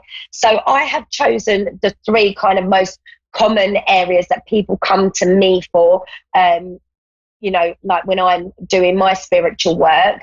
And I have chosen some powerful affirmations to maybe give you some ideas in case you're thinking, oh, what affirmation should I use? So I have chosen abundance, because that's always a strong area that people are manifesting. So here are just some examples of the affirmations that you could use. Obviously, you're only picking one, or you pick your own affirmation. I express gratitude for the abundance in my life. I am open to receive all the abundance of the universe. Money comes to me easily and effortlessly. I am attracting wealth and prosperity. I am connected to the endless abundance of the universe. I am a magnet for money.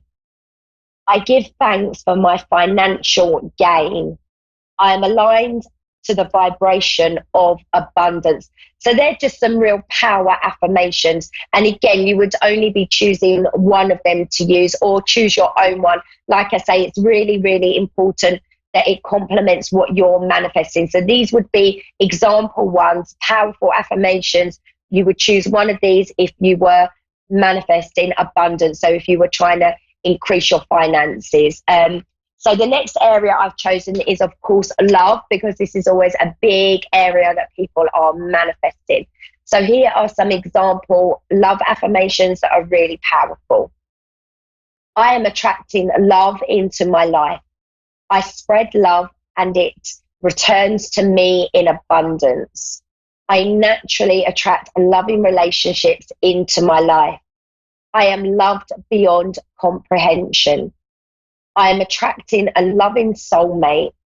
I am divinely guided in love. So again, you would just be picking one of them if you were manifesting love, and they're real power affirmations. And the other area I have chosen is health, because this is another area that people are manifesting to have their health improved.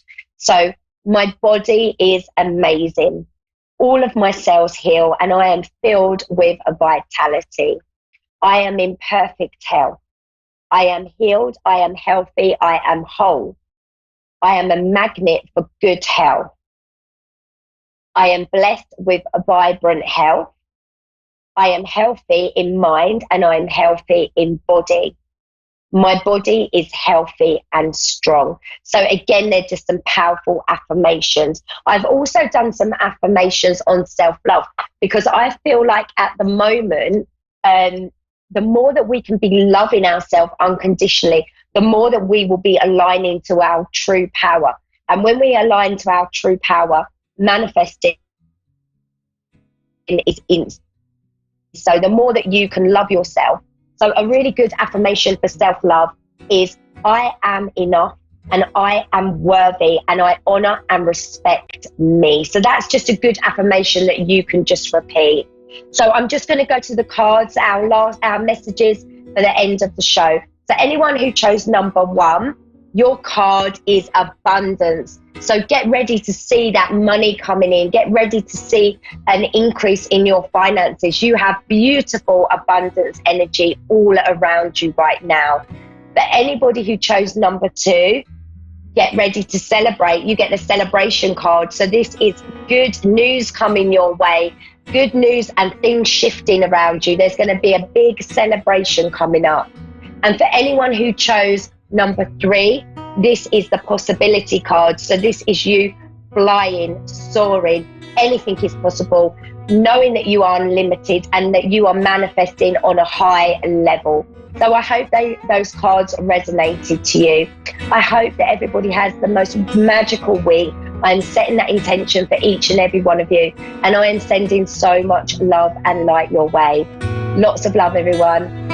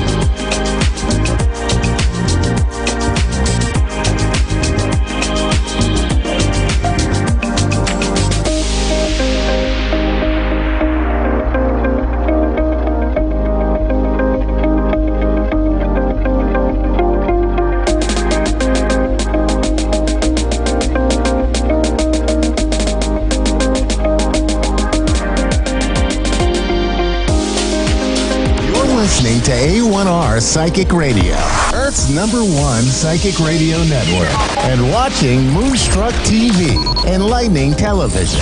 Welcome. Time for Angel Guidance by Lisa Shore. Lisa Shore. Live from PureLoveEnergy.com. Connect direct. In North America, dial 888-454-2751. In London, 20-3519-2158. In Sydney, dial 02-8488-3147.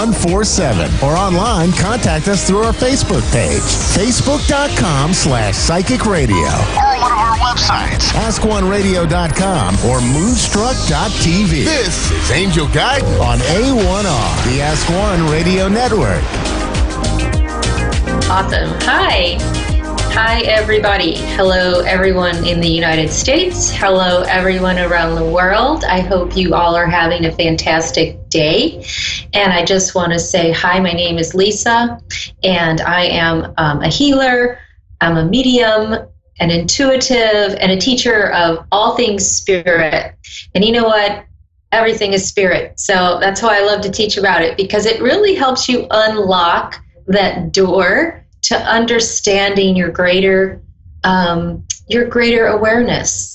Because, you know, we all live here in the physical world, and we have to deal with the physical world. You know, we go to work, we walk our dog, we go to the grocery store, we have to deal with people, and we also get to tune in to what's going on around the world right now.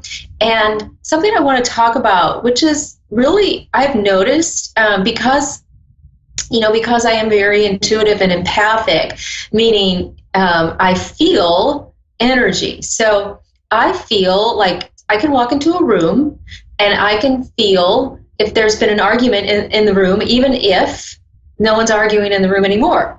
So I pick up on this energy that's left or imprinted in the space, and I can feel it. Or, for example, when people come to see me for healing sessions, I give Reiki in person and also, remotely. But when people come over to my home, like it may be 2 hours or so before the session, I may notice some of their physical or mental or emotional issues. Like I may notice that they have a stomach ache.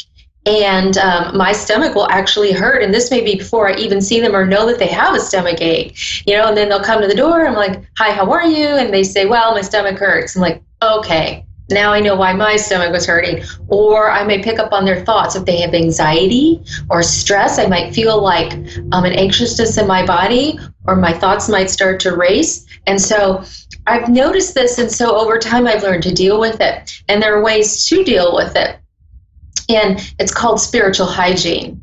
And the reason I want to talk about this today is because there's a lot going on in the world right now that's bringing up a lot of fear for people. And, the world is already pretty, there's a lot going on in the physical world right now that people think, well, it's pretty crazy at times. And, it can be. We don't have to choose to tap into that energy, but sometimes that energy is so overwhelming, we can't help but feel a little anxious or nervous or upset, and we don't always know why. Like maybe we're typically not always anxious. Maybe we're typically very balanced or feel at peace, but then something kind of rocks the boat and we start feeling stressed out and or triggered or angry. And sometimes it's our own stuff, but other times it can be the people around us or people around us in the city where we live. We might even tap into world events. And I have to tell you that I've been tapping into world events lately, and I have picked up on a lot of fear around the world. And as you know, or may have been hearing on the news, at least locally and even internationally, that there is something going around called the coronavirus. And it's something that people don't know a lot about. And that makes people fearful. It's something that people are worried about. They're worried about catching it, or they're worried about how it would affect them. They're worried about possibly not being able to live their life the way they normally do because of what they hear is going on in China or Italy or in other countries that are imposing quarantines on people, telling them you can't leave your home, and because we want to make sure no one else gets this virus. So all of this has brought up a lot of fear in the world, energetic fear. And being a person who's really in tune with that kind of energy, let me tell you, I notice it. And I've noticed it, and it's built over the days. I've tapped into it. When I say tapped into it, it means I don't sit in it. Okay, so that's the good news. I don't have to sit in that fearful energy. Like, I know what's going on in my world, but I don't absorb it. I don't sit in it. I don't connect with it and make it my own. All right. And that's really important that you don't do that. So if you're listening somewhere around the world and you're in a situation where you're feeling a little frightened or you're feeling anxious about everything that's happening around you, I wanted to give you some steps today that you can take that will assist you in protecting your energy and cleansing your energy and separating your energy from the greater energy in the world or from the people around you who may be more of a fear-based thinker. Okay, when you're in fear, you aren't open to guidance. Okay, you're not open to your higher self or your intuition. It really kind of cuts it off. And so it's really important that you practice something called spiritual hygiene. And I wrote this really a comprehensive document about spiritual hygiene, and I give it to my students who I teach Reiki to. I give it to people who are in my spiritual healing practice. Some of my clients who need to practice it because they're exposed to a lot of negativity. So I just want to read just a little bit of this document to you, and I also want to share this with you. If you will message me on Facebook at Pure Love Energy, or on Facebook at my personal page at Lisa Short. I'm in Lenexa, Kansas. I will message you this entire document, and it's like a 10-page document, and it goes through a lot of details about what you can do to protect yourself from this fear-based energy that's going around. Okay, so spiritual hygiene is necessary, just like brushing your teeth or taking a shower, and you do it every day. I do it every day. Otherwise, I would just be a case. Like, I pick up on so much energy. I need to practice this every single day. So cleansing your energy body allows you to release and protect yourself from the energy you pick up from other people, places, and things as you go throughout your day. So this is really important, especially if you feel like your psychic gifts are opening up. If you have this empathic gift of feeling other people's energy, you're going to want to do this every single day so you can really help yourself. So science, actual like physical science, shows us that the human body is a conductor of electricity. Okay, so we have electricity flowing through us at all times. You know, our brain, our heart, all of the little mechanisms in the body operate with electricity in the body. So that affects our nervous system. Our nervous system is where we notice things, we feel things, and that's where we connect spiritually with those feelings, because our nervous system is like our radio in our energetic body that picks up on other people's feelings, emotions, thoughts, physical pains. You get that through the nervous system, okay? That's your receiver, okay? So we have this biomagnetic field that surrounds us that's like our antenna, all right? So we're like a radio receiver. We have this antenna around us, and our nervous system tells us what is going on around us. And that antenna can be like out to each side of the world and back, okay? It can be expanded out, and you may not even realize what you're picking up on.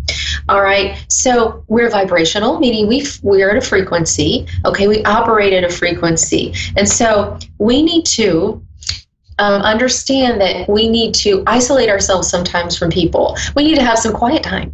If we don't have quiet time, we're going to get overloaded, you know, and that builds our stress, all right?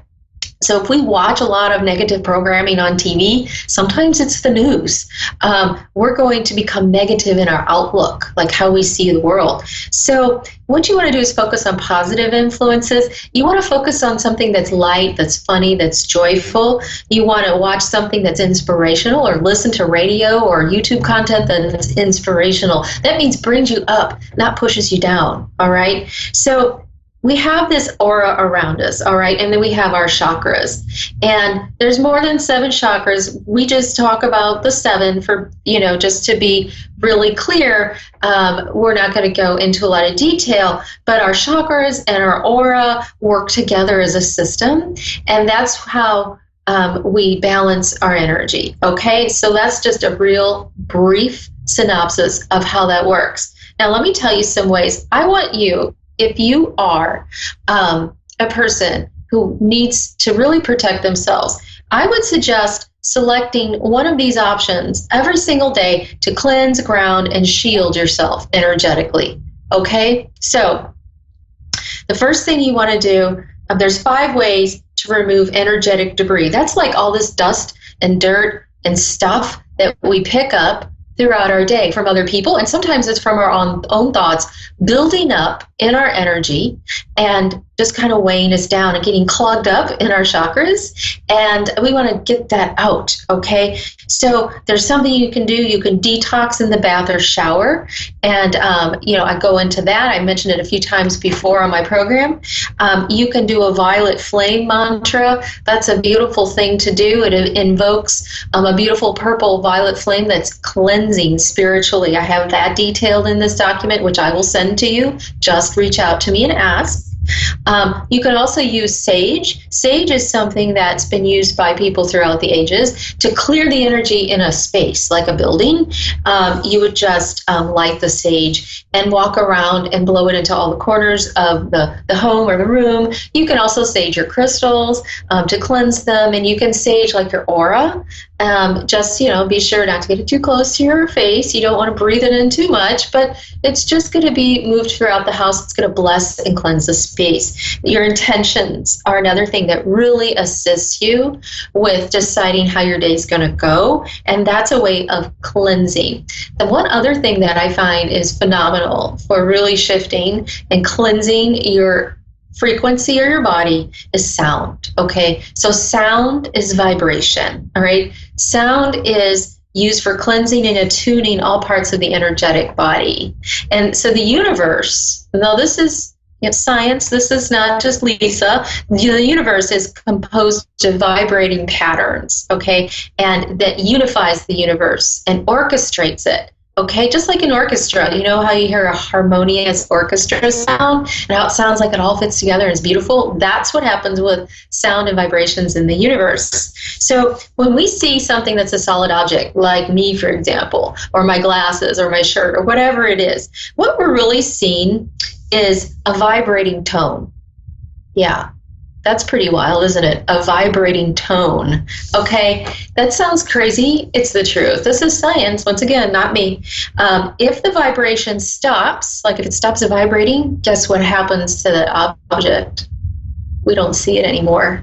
That's pretty wild. That's like so far out. You're going to have to wrap your head around that one. Okay, so our bodies, like our frequency, actually has a range, all right? A healthy human body actually has a range of 62 to 68 megahertz. Pretty cool. If we fall below 58 megahertz, like if we're sick, if we're thinking negative, if we're having a lot of negative people in our lives, our megahertz, our frequency is going to drop, okay? And that's when sickness and dis-ease start to come in.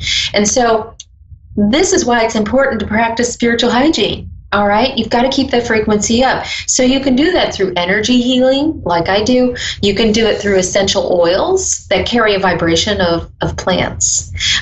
You can do it through sound. You can do it through color healing.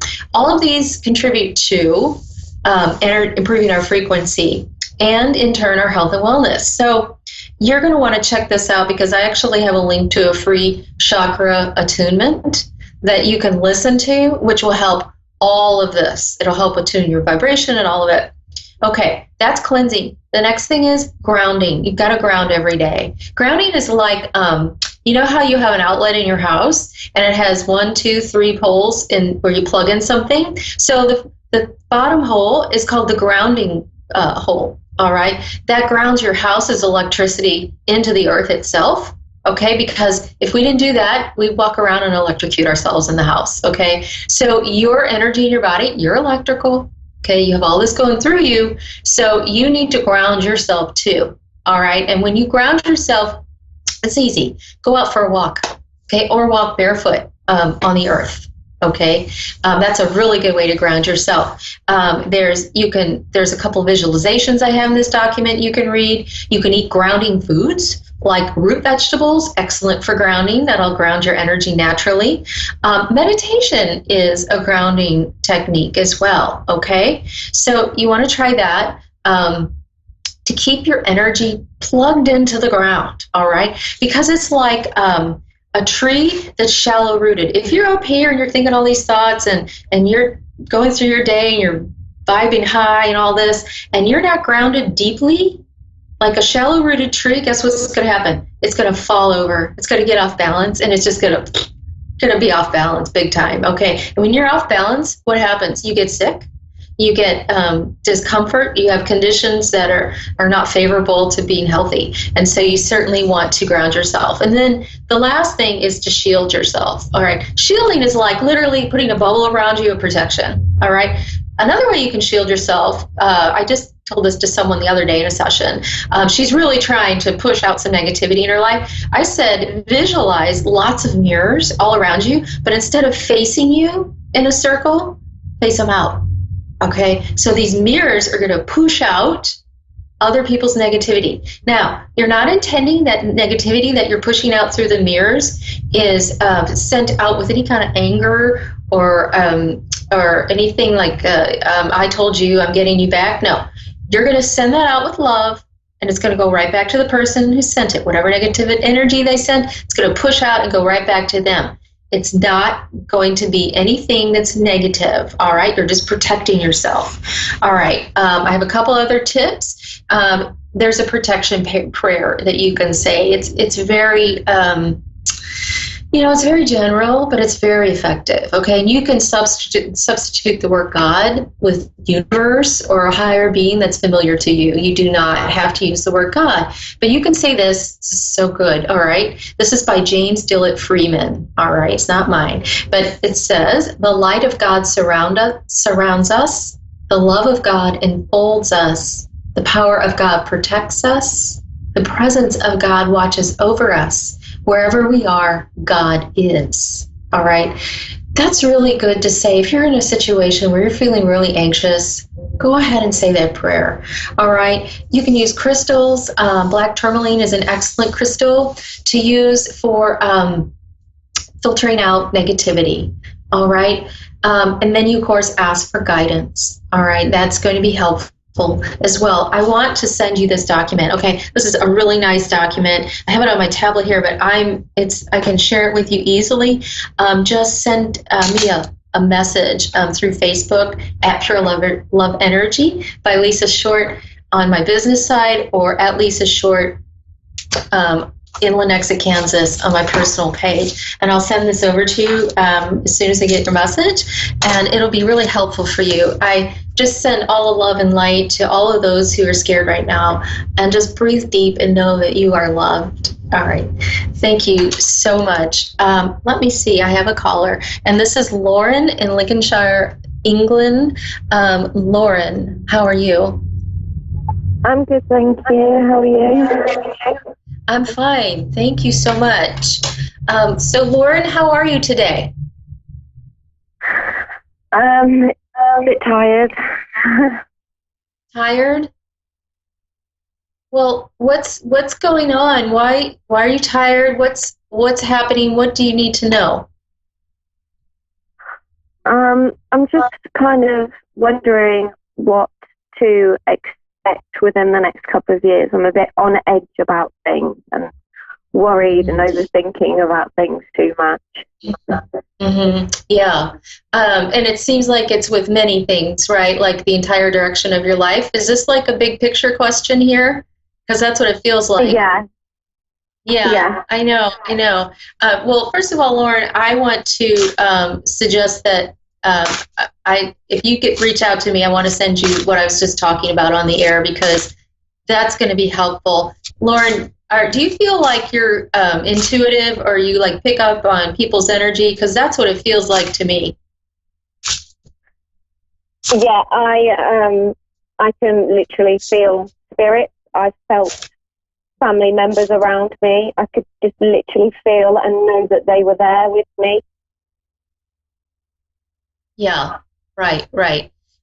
So this is like just exactly what I was talking about. I'm going to talk to you about your question too, but I want you to be sure you protect yourself. Okay, if you're not doing that, you need to protect yourself energetically, cleanse yourself energetically, and ground yourself every single day. It's so important, because that's going to help you figure out what's not your stuff. All right? It's really easy to get caught up in other people's stuff, like their energy and how they feel and their thoughts, and that it contributes to your anxiety, because this anxiety you have right now is about you projecting out into the future so much that you just can't possibly see your way clear. Like it's just too much. Is there a move coming up around you? Pardon? A move? Are you thinking about moving or changing locations?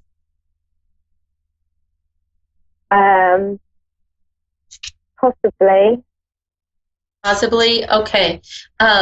Because it's like this, all of your energy right now is so scattered that nothing's going to come to fruition. Like, it's going to be out there, and you keep sort of pushing it away. What you need to do, and what I drew was the star card, all right? The star in tarot, okay, is about your self-confidence, all right? So I want you to tell me what it is that you feel you do really, really well. Being able to raise my son by myself. Okay, beautiful. All right. So you're self-sufficient, right? You have that ability to be self-sufficient. Yeah. Yeah. And, you don't want to doubt yourself on that ability to be self-sufficient in all parts of your life, not just that. Now that covers a lot, because you being a good mom and you taking charge and being responsible, he keeps you grounded, right? He keeps your feet flat on the earth. Like you want to improve, you want to change your life, you want to make things better for him.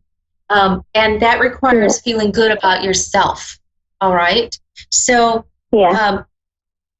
something else I want to read to you. This other card fits right in. I mean, it goes with the star card that I just drew for you. Okay. You have what it takes if you only believe in yourself. My gosh, I mean, that fits exactly with what the other card is. Thinking that you're powerless when you're not. A lack of self-confidence that keeps you from acting on or getting what you want. This is the message here. This is about you really digging deep and deciding what you're going to do and where you're going to do it. All right? You have all the tools you need. You have the power. If you believe in yourself, you can move mountains. All right? I feel like you've had this power in the past and you're doubting yourself now. There's a trust that's lacking for you right now, in that you are always divinely in the right place at the right time. There are happy changes ahead, and it's going to push you far away from the challenges you've had in the past, all right? And the 2-year mark sounds about right. Sounds about right, where you're going to be in this new space, all right? You're going to be in this new space with what you need to do. With location, I feel like there's going to be a move. I feel like it's not going to be super far away, but it's going to be an improvement in where you are. I also feel like there's going to be a real shift with you in the area of what you can do for a profession, all right? Because you need to find something that's going to be true to what your calling is. Are you still with me? Okay. Your calling. Why do I talk about people's calling while we're waiting for her to come back, Lauren to come back? People's calling is what fuels their soul purpose, all right? When you feel and believe and trust in what your heart desires. Hello, Lauren? Hello? Yeah, sorry, it went silent. I couldn't hear anything. I'm sorry. Okay, so we were talking about belief in yourself, and we were talking about what these the two cards I pulled for you, and it's not the power of the cards, it's the message, okay, is confidence in yourself. And the confidence in yourself comes from feeling and knowing what you do best, all right? So if there's a plan for you, if there's something that you're looking forward to doing that gives you joy, I want you to build on that feeling and do something in that area professionally, okay? What are you doing something right now? Are you working in something that you like right now? No, I'm not working at the moment. Okay, so I think that the feeling here is that you can start bringing something in that you like to do and do it for others and start building on that as your new profession, because that's where your power is. That's where your confidence is. I don't know exactly what are the things that you do well, what gives you joy. If it's taking care of your son and being self-sufficient and doing all that, you could teach others to do the same, because some people aren't that way. Do you understand? Some people are not that way. And they need a coach. They need guidance. They need assistance and support in that. And you have it under your belt. Like, you know how to do that. Like, you could talk to someone about that and totally tell them what to do, right? Like, you could give them that advice. And they may pay you for that, all right? Think about that. Start imagining, start visualizing that you are bringing in people who need your help, all right? You know what I mean by visualize? Yeah. Okay, so that's very important, because that's the key here to getting what you need, what you want. All right, so you're just visualizing people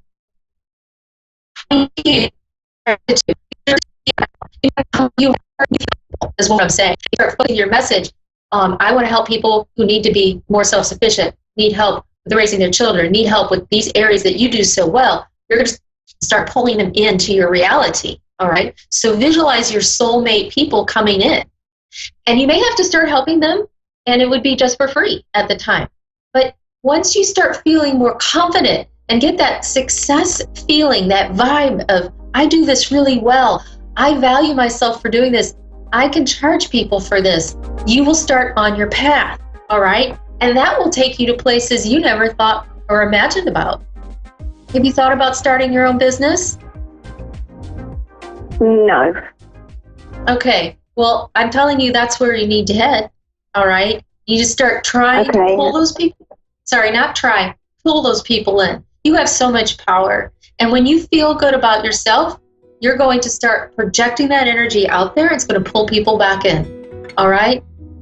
Lauren, I have to go. I'm sorry our call was cut short. But if you will message me at Lisa Short in Lenexa, Kansas on Facebook, I will send you a free PDF document that tells you how to cleanse your energy and ground yourself, protect yourself. Okay? Okay, thank you very much. Thank you. Have a beautiful day. All right, everybody. Thank you so much for joining me today. Once again, if you'd like my spiritual hygiene document of how to cleanse, ground, and protect yourself, just go ahead and message me at Lisa Short in Lenexa, Kansas, or at Pure Love Energy on Facebook, and I'll send it over to you. I hope you have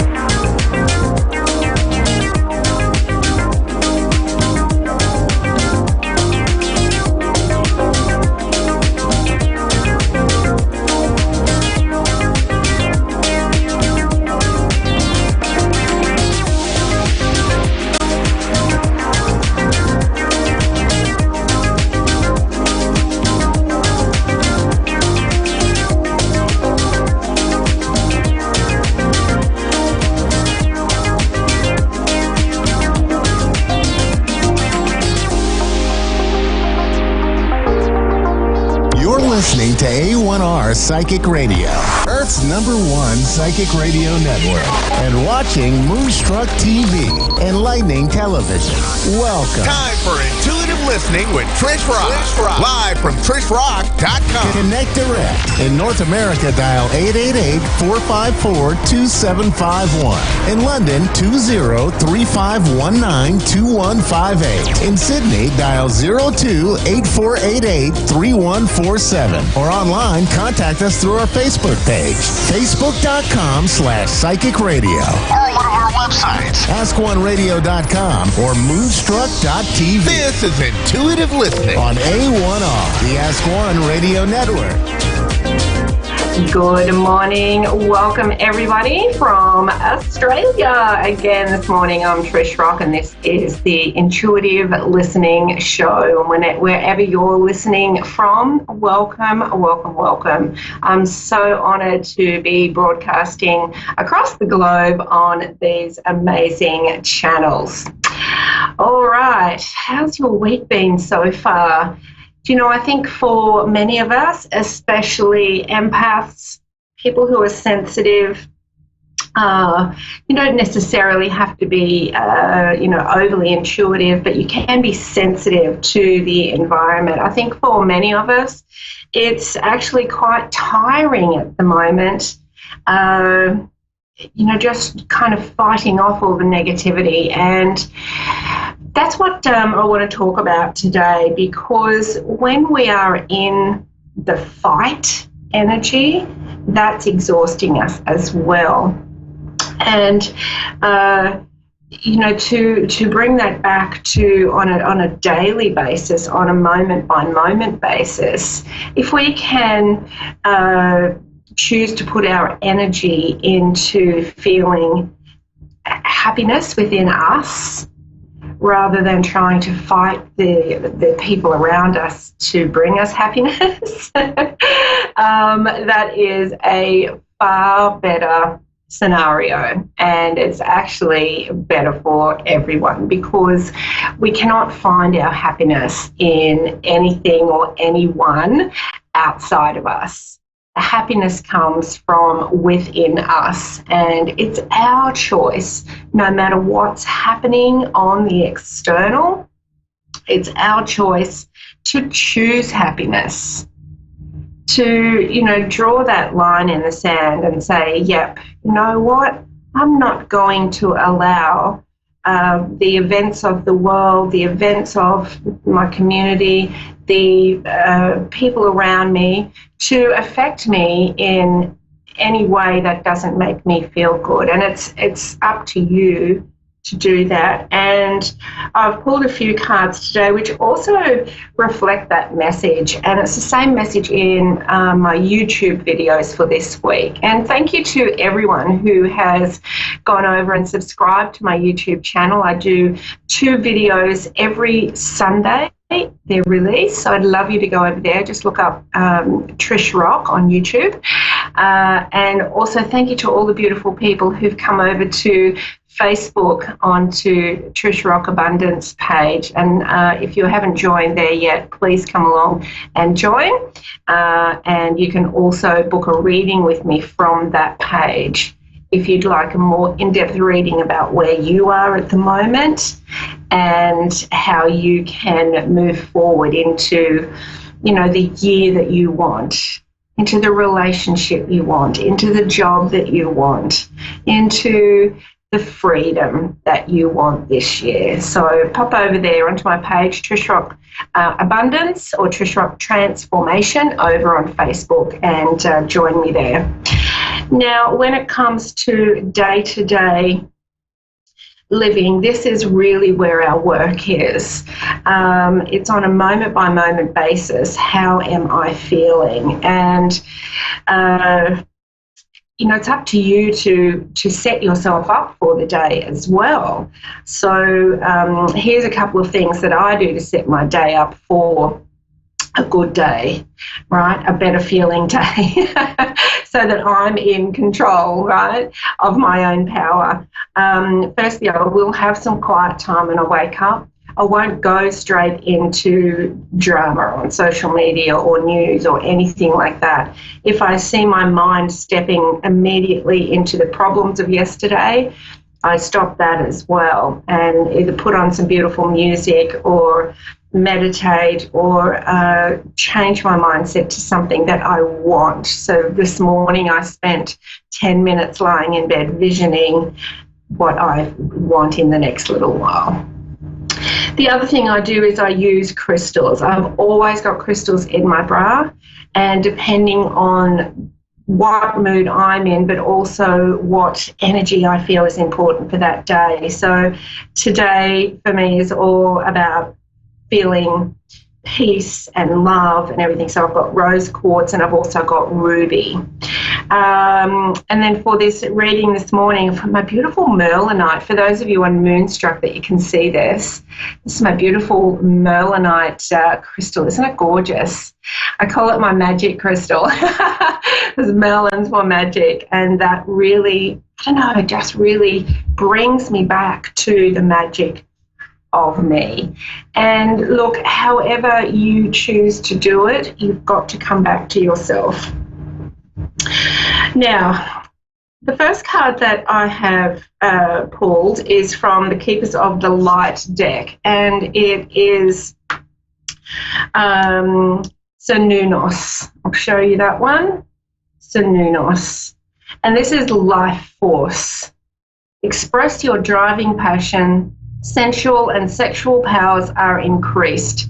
This is really a message of all of those deep built up energies that you've got in you at the moment that you feel you can't express because of your fears or because of what other people in the external are going to think or say. It's really time for you to stand up and say, you know what? This is my energy. I'm proud of it. I'm proud of me, and I'm not going to shrink to suit anybody else anymore. This is really a declaration from you. And the thing is, when you've got this beautiful energy ready to kind of open up to the world, but you're still shrinking to please other people, this is where the conflict is. And then you really start resenting and feeling anger and frustration for those people around you that are supposedly stopping you from being you. But only you can stop you from being you. Now, the next part of this message is this one, which I've got for you, which is confrontation, picking your battles wisely. This is the other thing here.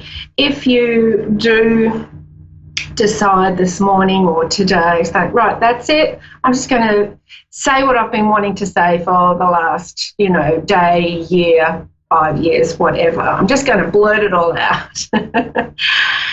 That is not picking your battle wisely either, right? Because there are people around you that will perhaps never accept who you are or never accept your point of view. There are people around you who will never change. And by picking battles with them, you really are just going to be exhausted trying to win that. So this week really is for you a beautiful message of empowerment. Do what you can to really feel into your peace, your happiness. Don't rely on the external or the people around you or your circumstances to be making you feel happy. You need to feel happy no matter what's going on. And then all of that stuff that's going on around you that perhaps you don't like at the moment won't feel so tiring for you. And we get back to the beginning where I was saying a lot of us are feeling zapped. We're feeling tired. It's the constant battle that we're putting ourselves in to please other people and to shrink. And so we need to stop doing that. Now, the other thing I'm going to do today is pull for those of you on the TV, you'll be able to see this. I've got this beautiful book, Notes from the Universe. Some of you may receive messages from Mike Dooley from Notes from the Universe in your inbox. I receive them all the time. They're amazing. So get on the website, Notes from the Universe, and sign up. It's really incredible. But I've got the book here, and I'm going to actually open up to a page for an extra message today. But the other thing I've just been pointed out to is my beautiful bookmark that I had in this book, which I haven't seen for a little while. I'm going to read this out to you as well. Especially, this is for the women. This is for the women. You are a truly remarkable woman. You are a remarkable woman who accomplishes so much. As a strong woman in a man's world, you are strong but soft, strong but caring, strong but compassionate.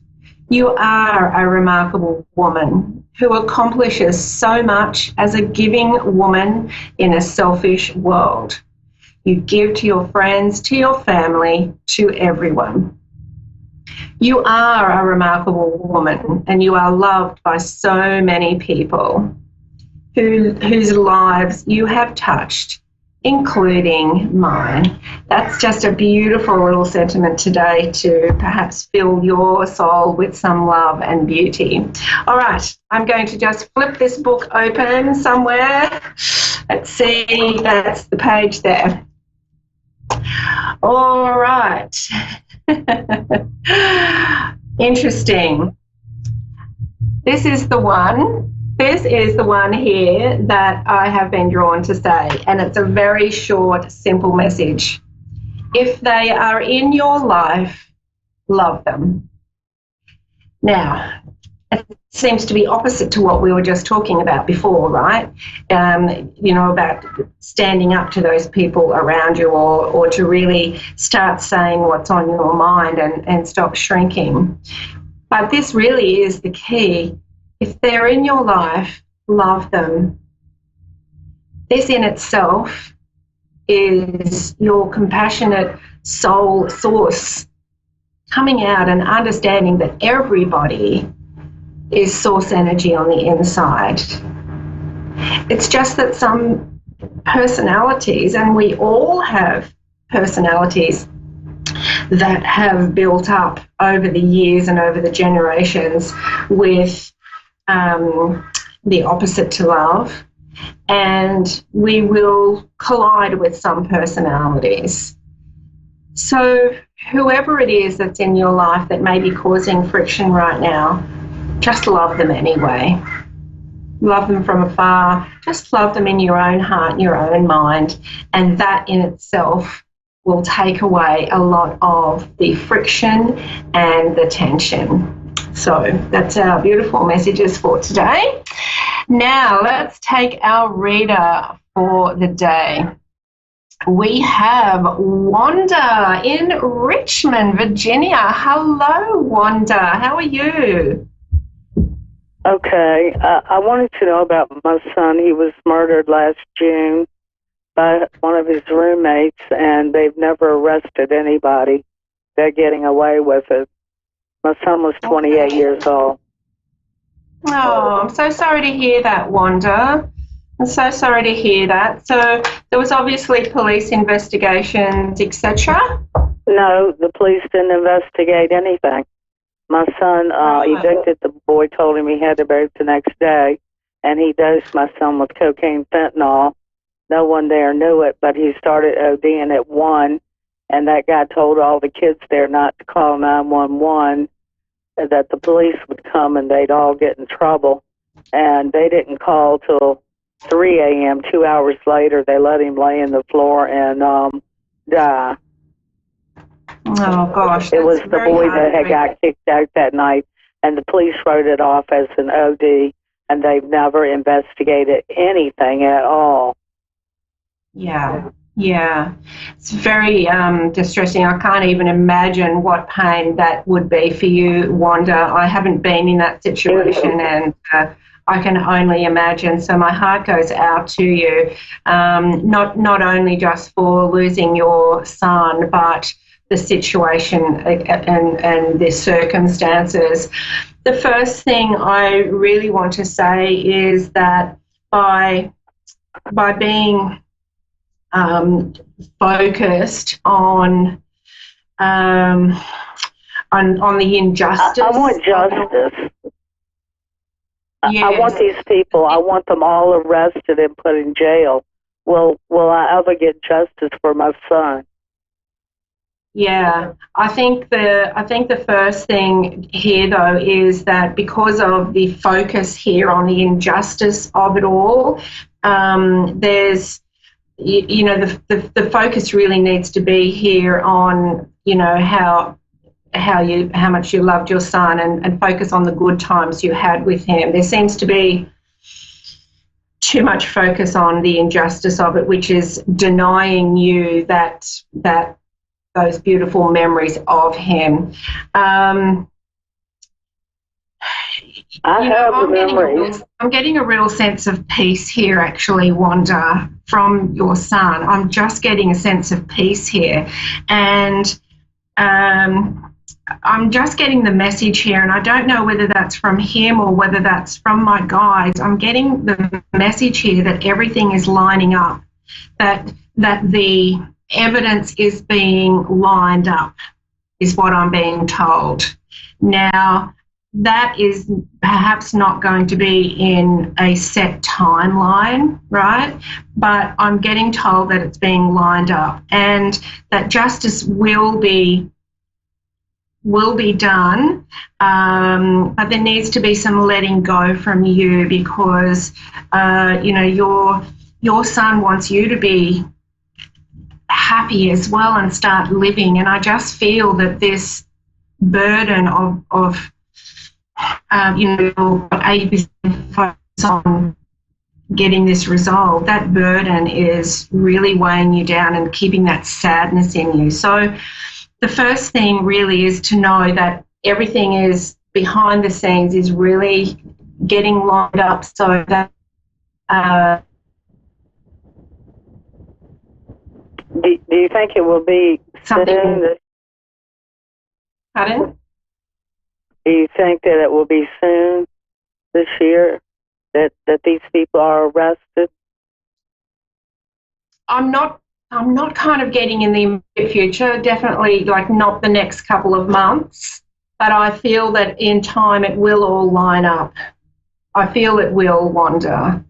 And there could be some evidence of it starting to line up towards the end of this year.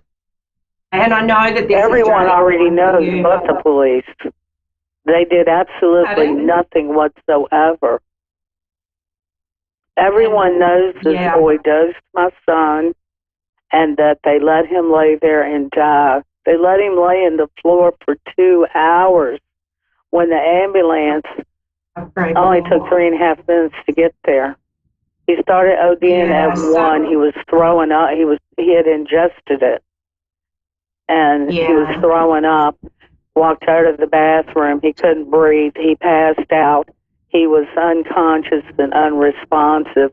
And they let him lay in the floor till 3 o'clock. He died at 2:45. See, I've already talked to communicated with a half a dozen psychic mediums every week since he died last June. And they are all consistent. He told them he died at 2:45. Are you getting that? I don't tune into things like that, Wanda. I'm kind of working with you here to maybe, start stepping out of this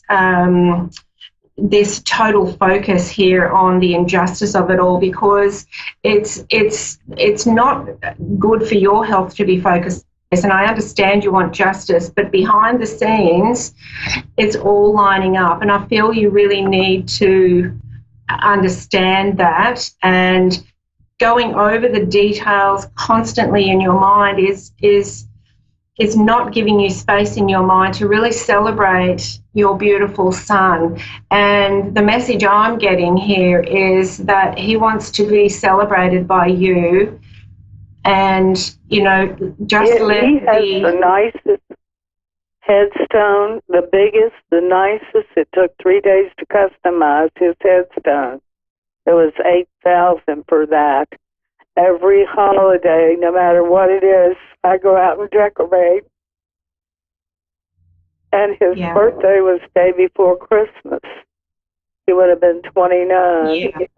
Our whole family went and had a birthday party at the cemetery for him. My sister even ordered a special birthday cake. But I love that one. All my friends but one are dead. My parents died. Yeah. Within a little over 2 years, my mother died, my best friend, and my son. Yeah. So, yeah, I absolutely love that, Wanda, and I got goosebumps. So he is there with you at all those celebrations and really just wants you to start living life and be happy, because the circumstances of his death, as wrong as they were, shouldn't stop you from living. And that's really the biggest message that I want to give to you. And please know that things behind the scenes are all working out, and there's no timeline for it. And it's really time to, you know, not forget about it, but certainly start living again is the biggest message I'm getting. To murder somebody because you were evicted from an apartment? He was murdered. The boy bought the drugs in advance that day. The police know who the person was that he bought the drugs from. It was all premeditated. And that boy's walking free. Yeah, so all of them are walking free. Yeah, so once again, Wanda, I just want to say to you, the focus needs to shift from all of these details onto you moving forward with your life. That's really the message I'm getting. And it's just consuming you. It's just consuming you, and your son certainly doesn't want all that. day, every day. My whole house is my son. His pictures, his trophies, his awards. He was college educated. He was certified. Well, I wish you all the best, Wanda, and thank you for calling in today. So he will get we will get justice. That's. It's all, but I'm getting the message that things are lining up. But, you know, once again, the real message here for you, Wanda, is to take your focus off it so that you can start living again. Okay? Well, I live for him. Yeah. Yeah. All right. Thank you for calling in, Wanda. Okay, well, let's talk now a little bit more about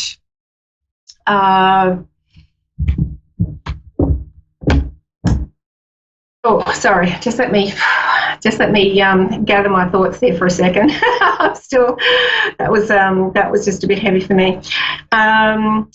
So once again, this week, really talking about you finding your happiness and really shining through. And one of the things really that comes from you finding your happiness, and because a lot of people think, well, why should I be happy if other people aren't? Or, you know, shouldn't I be focusing more on helping people? Shouldn't I be focusing more on, sacrificing my life or my happiness or my peace or my energy so other people can be happy? And this really is this is really the old rules that we've been taught and brought up within society and within our surroundings, that we are less important than everyone else. And this week really is a message of bringing that importance back to you, not in an arrogant way, not in a selfish way, not in a disrespectful way, but to really honor, love, respect, treat yourself like you matter 100%. And from that space, that is where everything in the external changes. And, it was interesting. I seem to be, being a little bit of disrespect seems to be kind of in my environment at the moment. And I haven't had that for quite a few years because I just haven't kind of been around people that disrespect me. And, you've got to kind of look at all of that, not get angry or frustrated, but look at, okay, where am I disrespecting myself? And go from there and work from there. So this week, bring that life force within you, that energy to life, and choose your battles wisely this week, and absolutely treat yourself with all the love and respect that you deserve. All right, so make sure you head over to my YouTube channel. I produce 2 videos a week with the weekly message and inspiration. It's at Trish Rock on YouTube. And please come over and like my page on Facebook, Trish Rock Abundance or Trish Rock Transformation. You can also book a reading from there. I hope you have an amazing week. Thank you so much for tuning in again and watching this show. I really appreciate your support, and I will see you next week. Bye for now.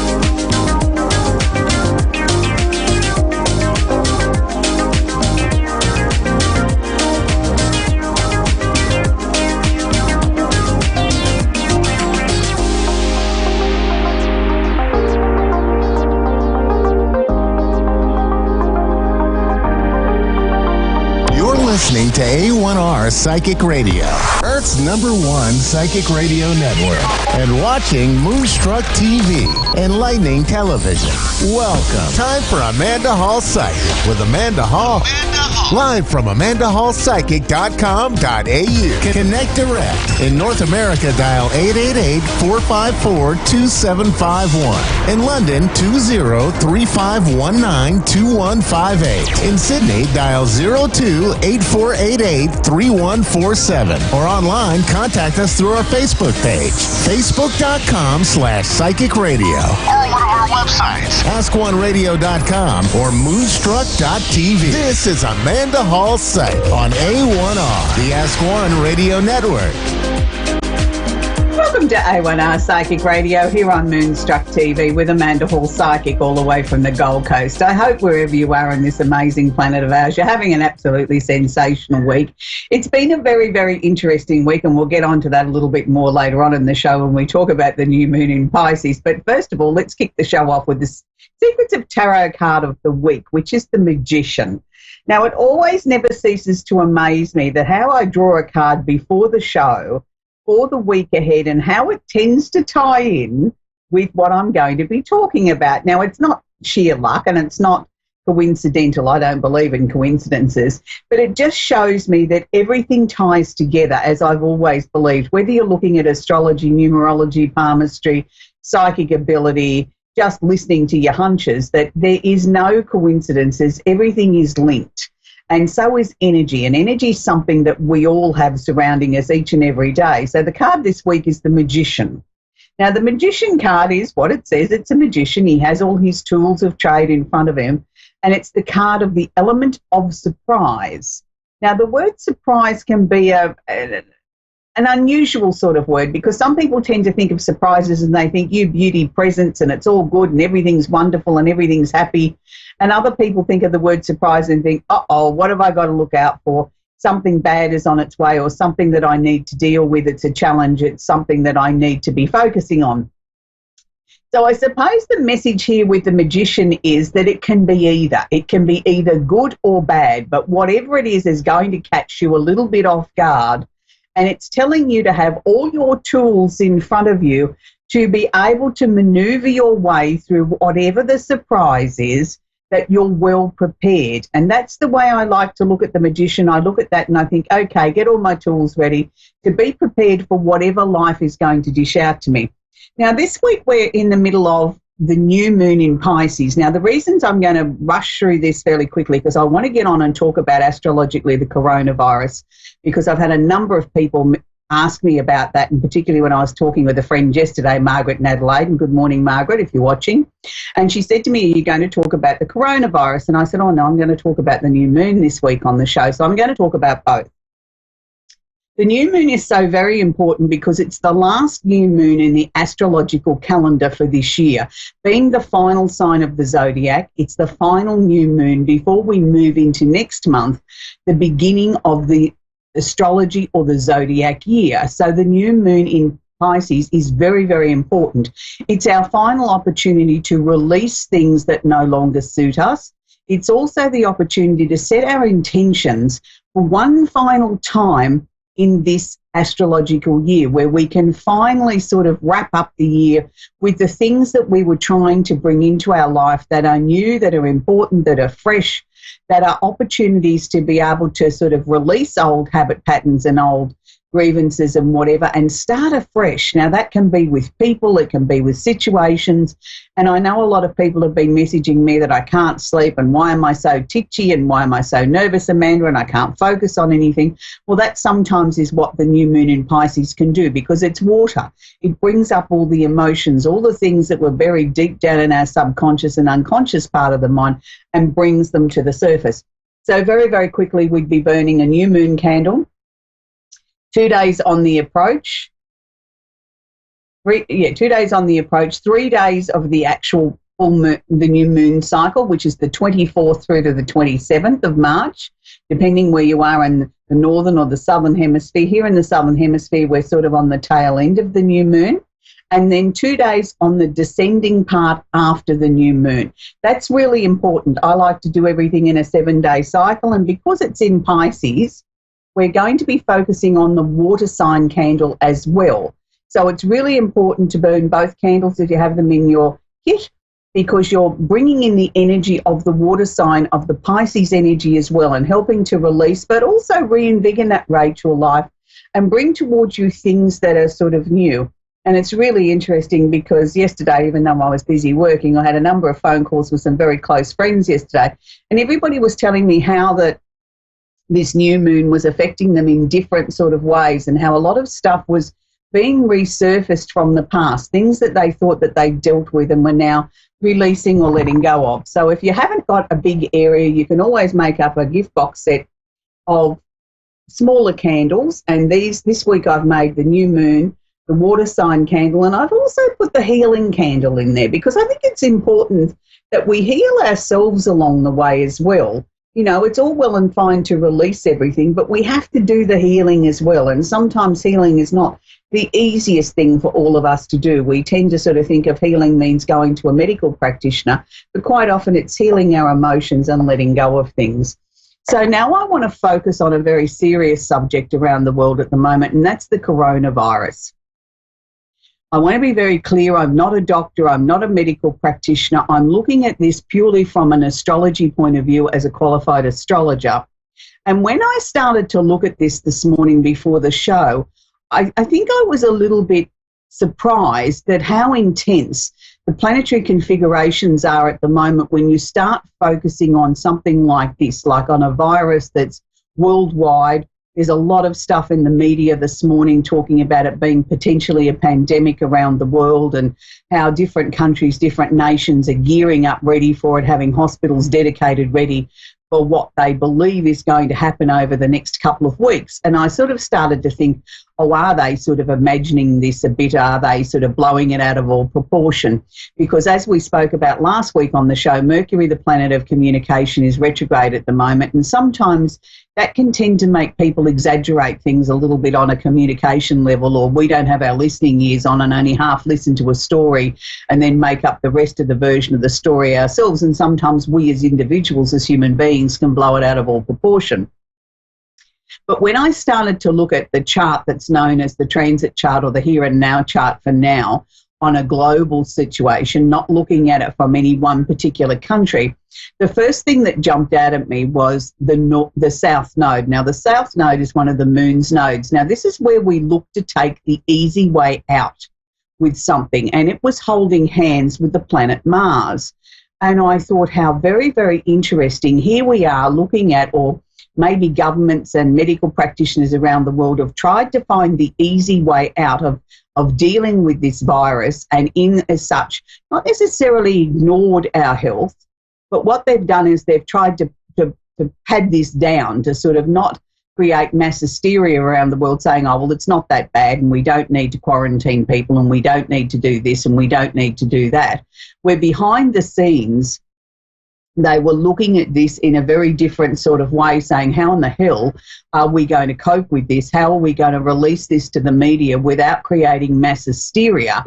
And I think it was a very orchestrated sort of plan in as much, but at the same time, I think they were literally caught with their pants down a little bit too, because I think they all believed that this was something just like an influenza, that we can sort of just write it off as that. And, you know, a few people will get sick and unfortunately a few people will pass away, but it won't be a worldwide global catastrophe sort of thing that we can sort of get around this. We don't necessarily need to alarm the rest of the world. And it was only as people started to become sick in other nations that had visited China that all of a sudden the cat was out of the bag, so to speak, and we have to start looking at this. So it's been one of those very uncomfortable sort of situations because we still have so many planets sitting in Capricorn, and I've spoken about this many times, where Capricorn represents big business, it represents governments, it represents everything official in our lives, including doctors, dentists, hospitals, anything that you look at as being a medical facility. So when you look at, we've got the South Node, or taking the easy way out, holding hands with Mars, the planet of action, the planet that takes us to war or gives us the energy to sort of combat something. Now it's actually making a pleasant aspect, but also an aspect of unusual and things coming at us suddenly out of nowhere to Uranus in Taurus. So it's, in a sense, took them a little bit by surprise that how quickly this started to take off and how all of a sudden, oh my goodness, we better start telling the world about this. We can no longer contain it. But also just moving a little bit away from that, still staying in the same sign of Capricorn, we have Jupiter, the planet of luck and expansion, but this also encompasses the whole globe, holding hands with Pluto, the planet of transformation, holding hands with Saturn, the planet of discipline and structure and regime and everything in our lives, again, all still sitting in Capricorn. So here we have Jupiter sort of saying, like, you know, this is the whole globe. We're all holding hands. We've all got to transform. We've also got to find some solutions. We've all got to tackle this in a very logical, practical, disciplined sort of way, and we haven't got any time to waste. So it's very, very interesting that I think while the powers that be have tried to protect us or shelter us from this and play down the effects of this and saying, oh, well, let's keep our focus on other world events like bushfires or floods or who's in politics and who's, you know, fighting with who over something silly or something trivial, will take, you know, the heat off this potential pandemic around the world. So it's very, very interesting the way that governments and official places around the world, and particularly medical people, have tried to play this down, not to create pandemonium and not to create panic around the world. But I think now it's not necessarily the time we hit the panic button, but I do think it's the time that we all start to collectively try and look at, okay, how can I minimise my risk, me as an individual, of contracting this virus or spreading the virus. So if you don't have to travel, then don't travel. Try and limit the things that you do. And I think just be more aware of your own hygiene. Wash your hands. Make sure that you don't touch your face after you've been in a supermarket or a public place. You know, keep washing your hands. You know, take some hand sanitizer with you. And I'm also going to say we've also got, you know, we've got the Sun in Pisces, which is conjunct Mercury retrograde at the moment. It's a very wide sort of holding hands situation with Neptune, but they are still conjunct. So on that level, we've got things coming from our heart. We've got communication and information that's coming through that may not necessarily be clear, or we're not fully understanding it. And with the wide conjunction or the wide holding hands situation to Neptune, where Neptune is the planet of illusion and delusion, we have to make sure that everything that we're hearing from the media is actual fact, not just somebody sensationalising something because they want to get the ratings or they want to be the first one to break the news on a story. So I suppose my message here is be vigilant, look out for your own personal hygiene. Don't travel unless it's absolutely necessary, but at the same time, make sure that you're listening very carefully to what's being said and cut the spin or the BS out of it and look at it in, if it doesn't feel right to you, or if you feel that that's a bit of a dodgy brother's story, then maybe do a bit more research and form your own conclusions. I don't know that we've necessarily got to panic as a globe, but I do think that we all need to take some responsibility for this and start to look after our own environment as much as we can and look after our own health as much as possible. And maybe, again, it's one of those things that I keep talking about. Pluto is trying to transform the world. We've all taken too many liberties. We haven't looked at global warming. We haven't looked at things. And maybe, just maybe, we haven't looked at the way that other countries might gather their food sources and how they harvest them, and do they have the proper hygiene standards that we might have in the Western world. You know, all these things are Pluto slowly trying to transform the planet to make it a better place for us. So I haven't scared anybody. That wasn't my intentions. I just wanted to bring it to you from my point of view as an astrologer. What are the planets saying to us and how can we learn from that? So we're going to go to our first caller, which is Annette in Victoria, British Columbia in Canada. Are you there, Annette? Hi. Nice to talk to you. You have a question for me, sweetie? Yeah, I'm just wondering if there's any, people coming through for me. Okay, Ned, as I say weekly on this show, it's not something that we can guarantee, and I want to be very clear on this. It's probably the number one question at the moment. People ring up or get a reading and they say, you know, is there a message coming through from the other side?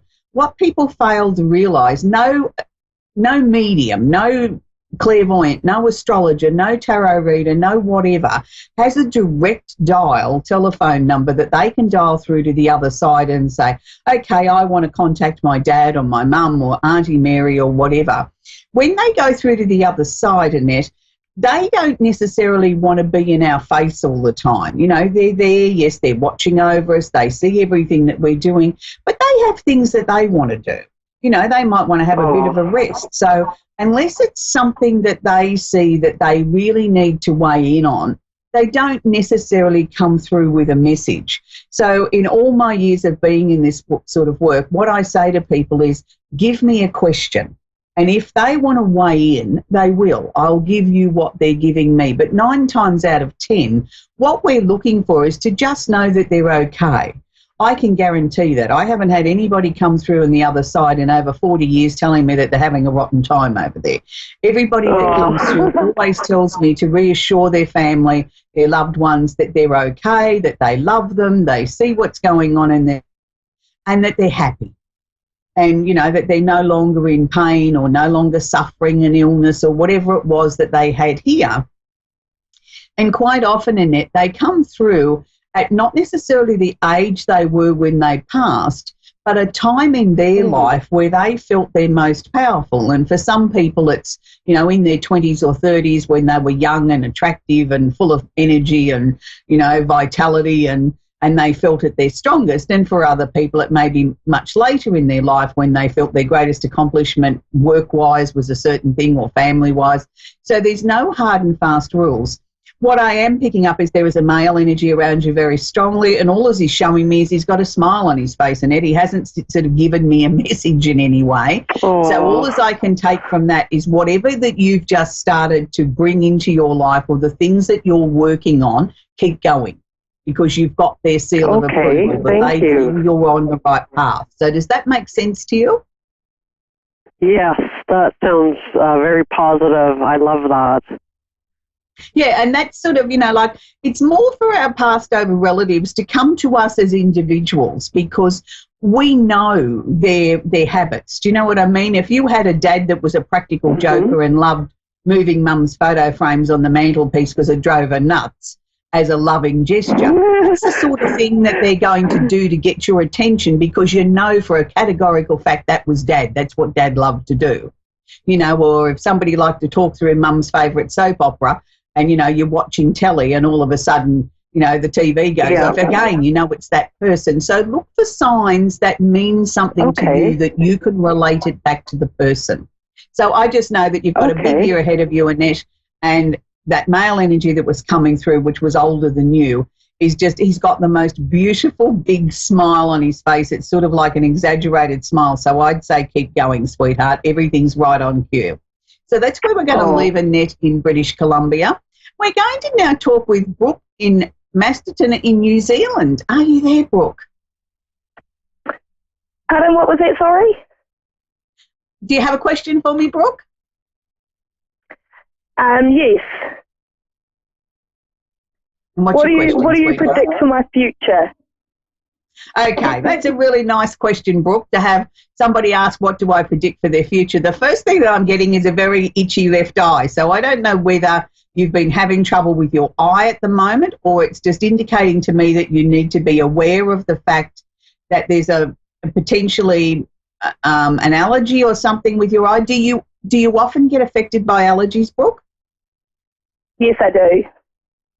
Okay, well, that was the first thing that was coming through to me was this itchy left eye. So even though I'm not a doctor and I'm not supposed to talk about medical things, I can't not share something like that with me when Spirit's trying to get my attention in that way, that you've got to be aware of that. Like they were making a big deal out of that, like don't ignore it. Don't just sort of say, oh, well, it's because the wind changed and, you know, the pollen's got in my eye. This is something a little bit more serious than that they want you to sort of give attention to.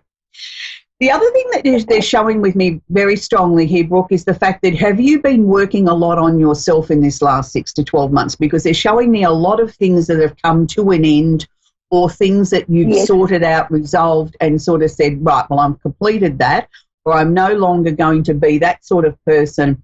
I'm now starting to put myself first. I'm not going to be everything to everyone else. It's my turn now. Is that where you're heading? Yes, that's correct. Good. Well, I want you to continue more and more and more of that, because by doing that, then there will be more messages or more symbols or signs that will come to you from your passed over loved ones. It's interesting because I've got a very strong, forceful older woman, and I'm assuming she was your grandmother or great-grandmother. Was there a grandmother or a great-grandmother that was very forceful, very bossy, and everybody was sort of a little bit, when she spoke, we all jumped to attention? Yeah, well, she's with you very strongly. She's making me laugh because she's saying you're a chip off the old block. So you must be becoming more like her every day, in as much as you're becoming so strong. And she's handing over the crown to you, that, you're going to be the person that everybody's going to fear a little bit or come to you for your wisdom. So that's really special, Brooke. They don't often come through and give a message like that. So I take that as something very, very powerful, and you should feel very honoured that she's handing you the baton. She's also showing me by about June, is there talk of a change of residence or changing something very strongly around the home you're living in? Yes. Yeah, she's saying to me that's got to go ahead, that you can't back out of it, you can't change your mind on that. That's got to be a definite. Yeah. I don't know why she's showing me a lizard. I don't quite understand. I've had pet lizards. Okay, well, she's showing me this beautiful lizard, and she was patting My it mum like got a them. cat. And it was sort of like, I haven't seen anybody pat a lizard. I've seen, stroke a lizard. I've seen people hold them and talk to them, but she was stroking it like you would a cat. Like you're stroking a cat's head. She's doing that to the lizard. So I'll leave that with you. That was very powerful from her. I've had a number of lizards who my mum now has, which is her mother. Right. Okay. She's also showing me you've got to zip your purse shut. Have you been spending too much money? No. Well, that's what she's showing me. She showed me a purse and she was zipping it shut. Okay. So if you haven't been spending too much money, in your opinion, then she's showing you there's going to be a time where you've got to zip your purse shut, like no more to be given or no more to be spent on something, but you'll know exactly what it is. It's sort of almost like you go to open your purse, even if it mightn't have a zipper on it, and you can't get it open, and that'll be her telling you to zip your purse shut. Oh, she's very bossy. She is. But in a loving way. I don't mean that in a negative way. She's very loving. She's very strong. Yeah. And she was always very close to you. Right before you were even born, she just knew that there was something special about you, something that was going to be different from the other children that were yet to be born in the family. You were sort of given a crown before you were born, sort of thing. Yeah. Do you live close to the water?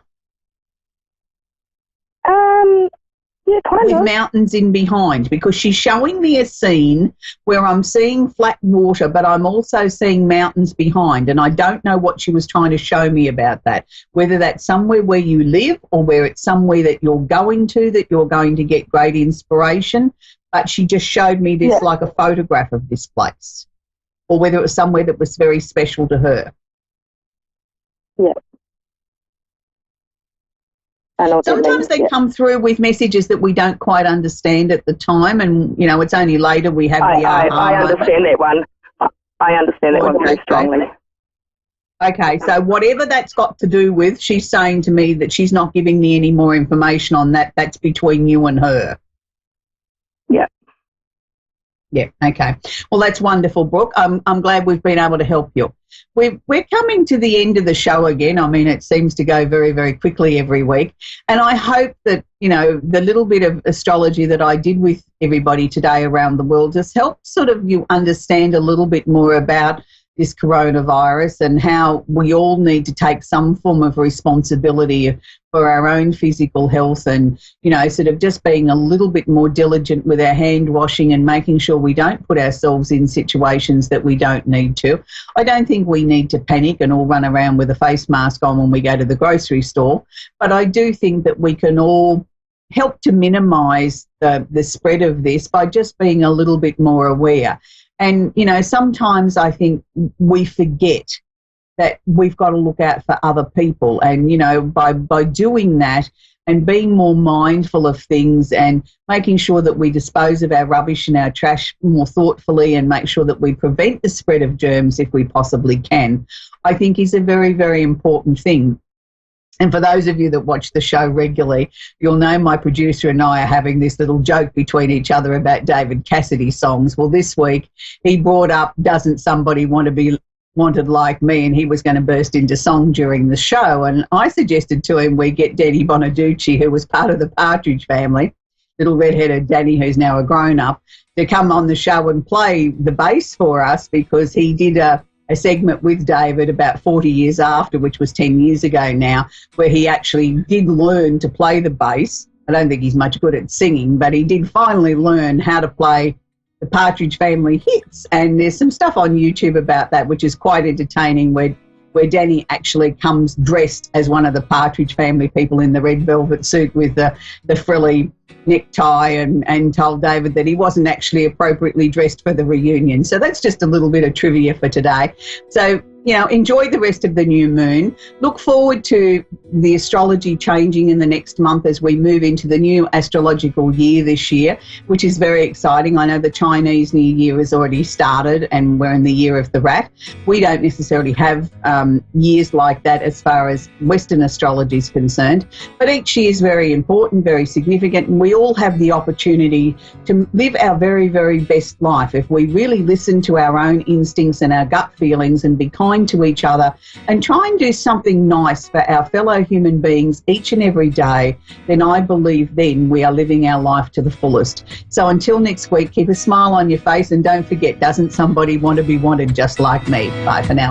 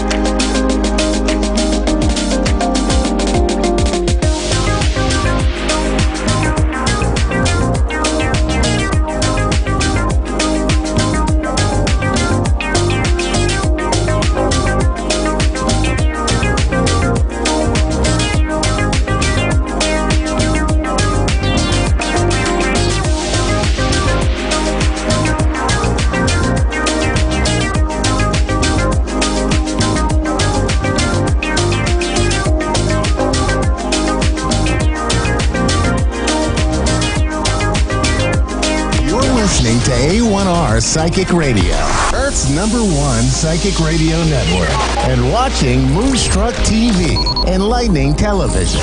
Welcome. Time for the Modern Day Medium with the Modern Day Medium. Modern Day Medium. Live from the moderndayMedium.com. Connect direct. In North America, dial 888-454-2751. In London, 20-3519-2158. In Sydney, dial 02-8488-3147.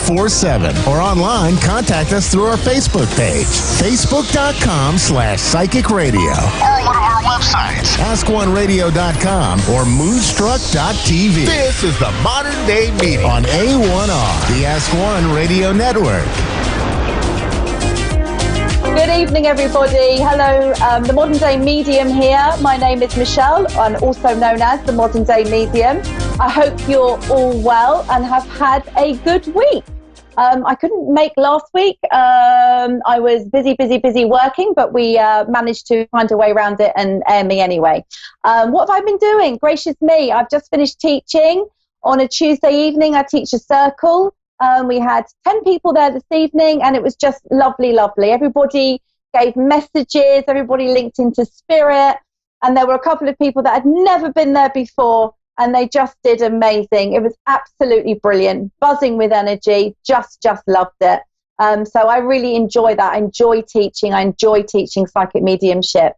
And also another new venture of mine is I'm doing podcasts. Me and my sister have got together, and we're doing podcasts which roll out on a Sunday called Psychic Sundays. And we are covering a whole list of psychic abilities, the difference between psychic and mediumship. We're talking about healing. We're talking about tools of the trade. We're talking about guides. Negative energy, positive energies, how to protect yourself, how to look after yourself. So between me and my sister Louise, we've got 40 years of experience, and we're both qualified healers in many different modalities as well. We also both teach healing as well, which is great. So we thought, well, hey, why not put our heads together and do some podcasts? So we're going to be doing several series there. We've already done 5, which are going to go up soon. And then we'll be doing another set. So we'll be doing 3 or 4 or 5 series, each one containing about 6 podcasts. They're good fun. They're nice, really enjoyable. It's lovely. We thoroughly enjoy it. But one thing I wanted to talk about is soulmate and soul groups and twin flames. So the difference with a soulmate soul group, a soulmate, lots of people think a soulmate is you're my soulmate, we're meant to be together, we're meant to be together forever. Not true, not the case at all necessarily. Soulmates are people that come into your life for a certain period of time. They may come in just for 2 or 3 months. They could be a friend. They could be a partner, a boyfriend. They could just be someone you have a fling with. I mean, you know, but they've come in to teach us something, to teach us a lesson, for us to learn something. And also, likewise, we go into other people's lives to teach them lessons. Obviously, we have people that are in our lives always and always been there, lifelong friends, family members, etc., etc. But sometimes a soulmate can come in and leave as quick as they came in, and it can be very, very painful. But the way to look at it is, well, what have I learned from this? Why have they come into my life? And what have I got from this? And then we have our soul groups, which could be groups of friends, family, or friends that we have been with before, families we have been with before in other incarnations, other lives. And somebody was telling me, somebody I respect hugely, was saying that our soulmates or somebody from our soul group come into our life and they have already decided, I will be the person that will teach this person the lesson. I will be the person that will come down and teach them the lesson they haven't learned, because I love them the most. I'm the one that wants to deliver the pain. I want that job role. I want to do it. So that's a beautiful thing within itself, isn't it? It's amazing. So soulmates, and also another interesting thing is when we're most in need sometimes, is when somebody will come into our life, will pop up into our life, a new friend will come into our life just to help us, just to say, hi, you were on my mind, I thought I'd give you a call. And that's a great thing, is that soulmate or that friend coming back into our life. No such thing as coincidences, right? Come back into our life to help us through a difficult, sticky patch. And likewise for us as well. So a message to everybody is, if you have got somebody that's on your mind, somebody you're thinking about, somebody that keeps popping into your head recently that you haven't thought about much for a long time, then I just would like you to think about the possibility that you need to give them a call, give them a ring, and I feel quite sure that they will just say, you won't believe it, you won't believe what I'm going through, you won't believe what happened.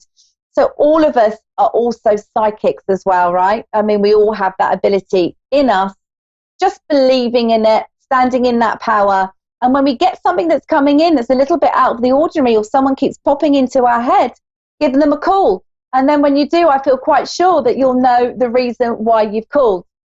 So there's just a very, very small bit on soulmate, soul groups. Obviously on our podcast, we go into it a lot more and a lot more depth on loads of different subjects, loads and loads. We've really thrown the box open on psychic mediumship, thrown the box open on healing. And it's our thoughts, our feelings, what we've been through. And we're also going to be having some really great guests as well on there, physical mediums, trance mediums, psychic surgeons. It's going to be really good fun. And also on here as well, 10th of March, I will have a guest with me then, and he is just amazing. Watch this space. I respect him hugely. It'll blow your mind, honestly. He's wonderful. So I'll stop babbling now. And I just wanted to share that with you. So just be aware of soulmates. And don't necessarily always see it as a bad thing. See it sometimes as someone's given you pain. Pain is to be felt. Let's not forget that. It's learning, progressing, and moving forward. So if someone's come into your life, just think, okay, all right, fine, they've gone. What have I learned from here? Or what have they learned from me?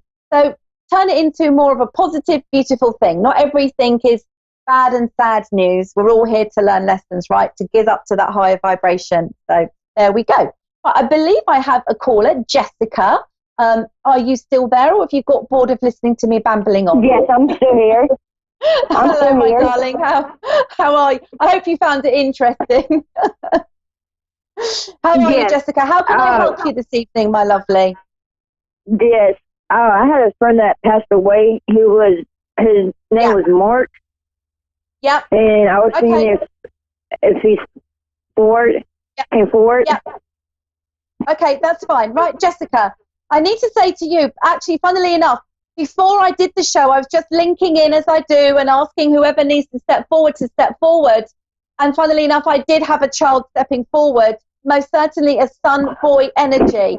Can you understand, please, his death being very, very quick, very, very unexpected, please, my love? Very fast, very quick, sweetheart. I'm just going to keep talking and hope that you can hear me. Can you hear me okay? Yes, I can hear you. Good. I'm going to just keep talking, all right? Now, I feel that this son, I have to say, he feels very nice, very gentle, very kind, very caring.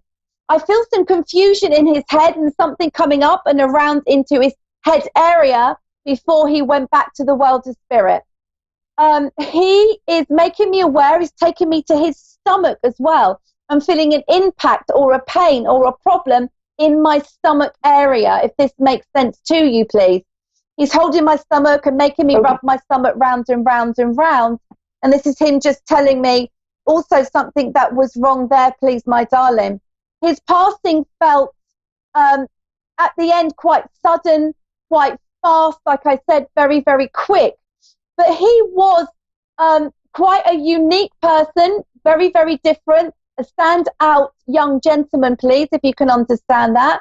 I also feel he had the most beautiful eyes as I look at in his eyes, and they feel quite pale and just very, very lovely. He makes me aware, Mum, I'm okay.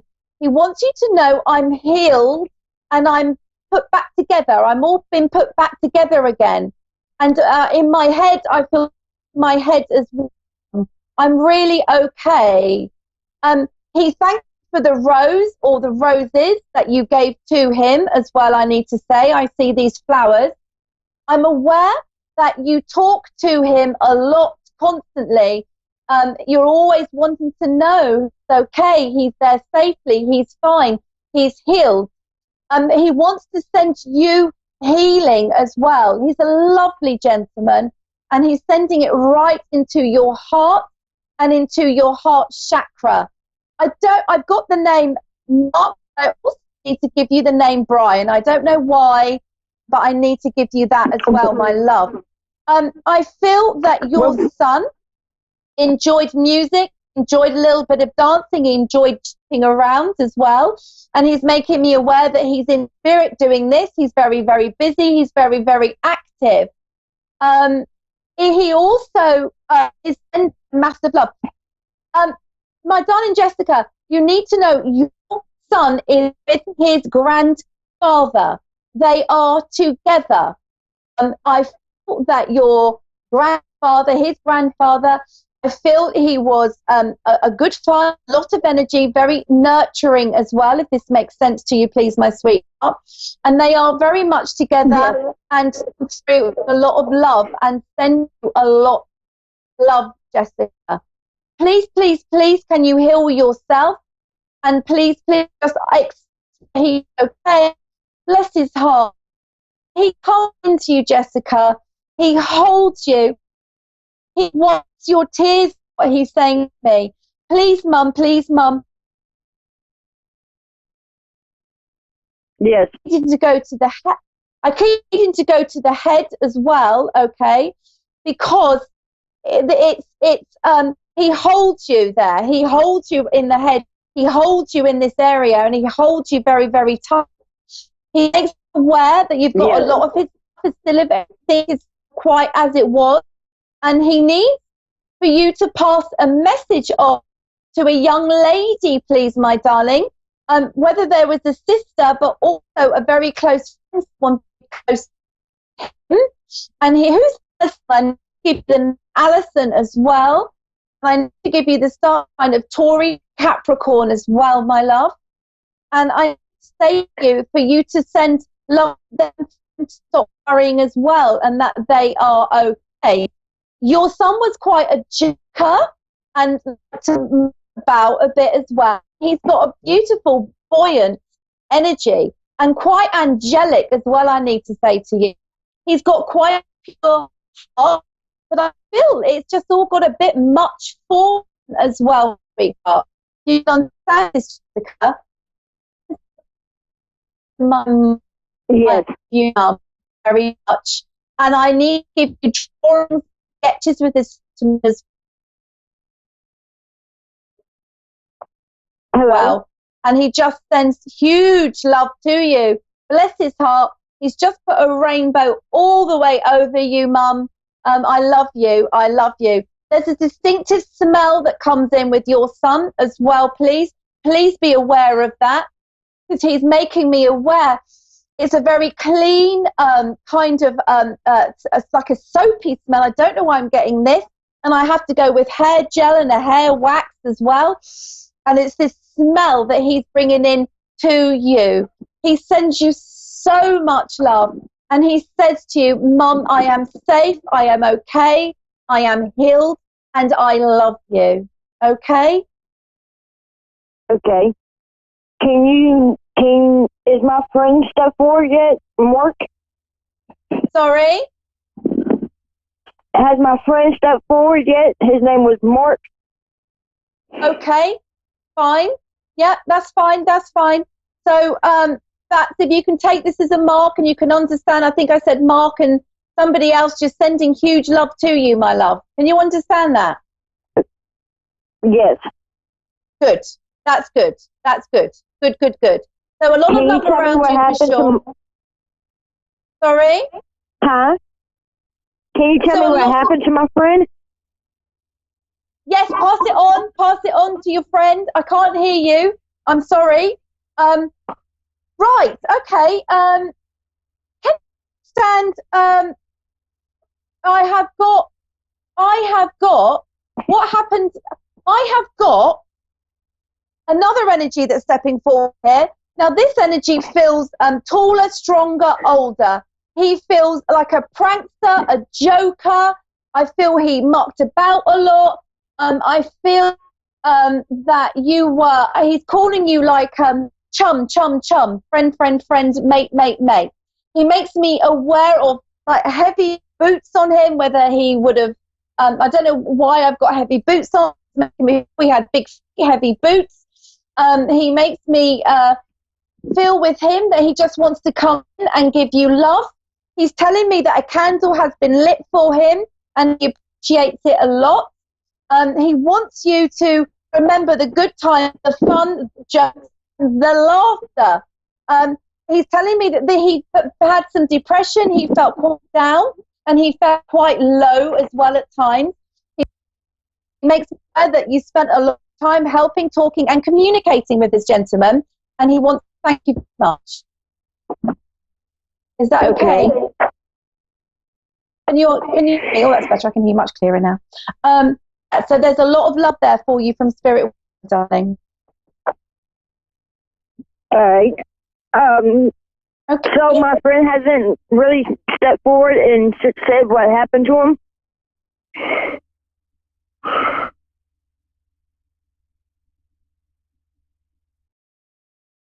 Jessica, can you say that again, my lovely?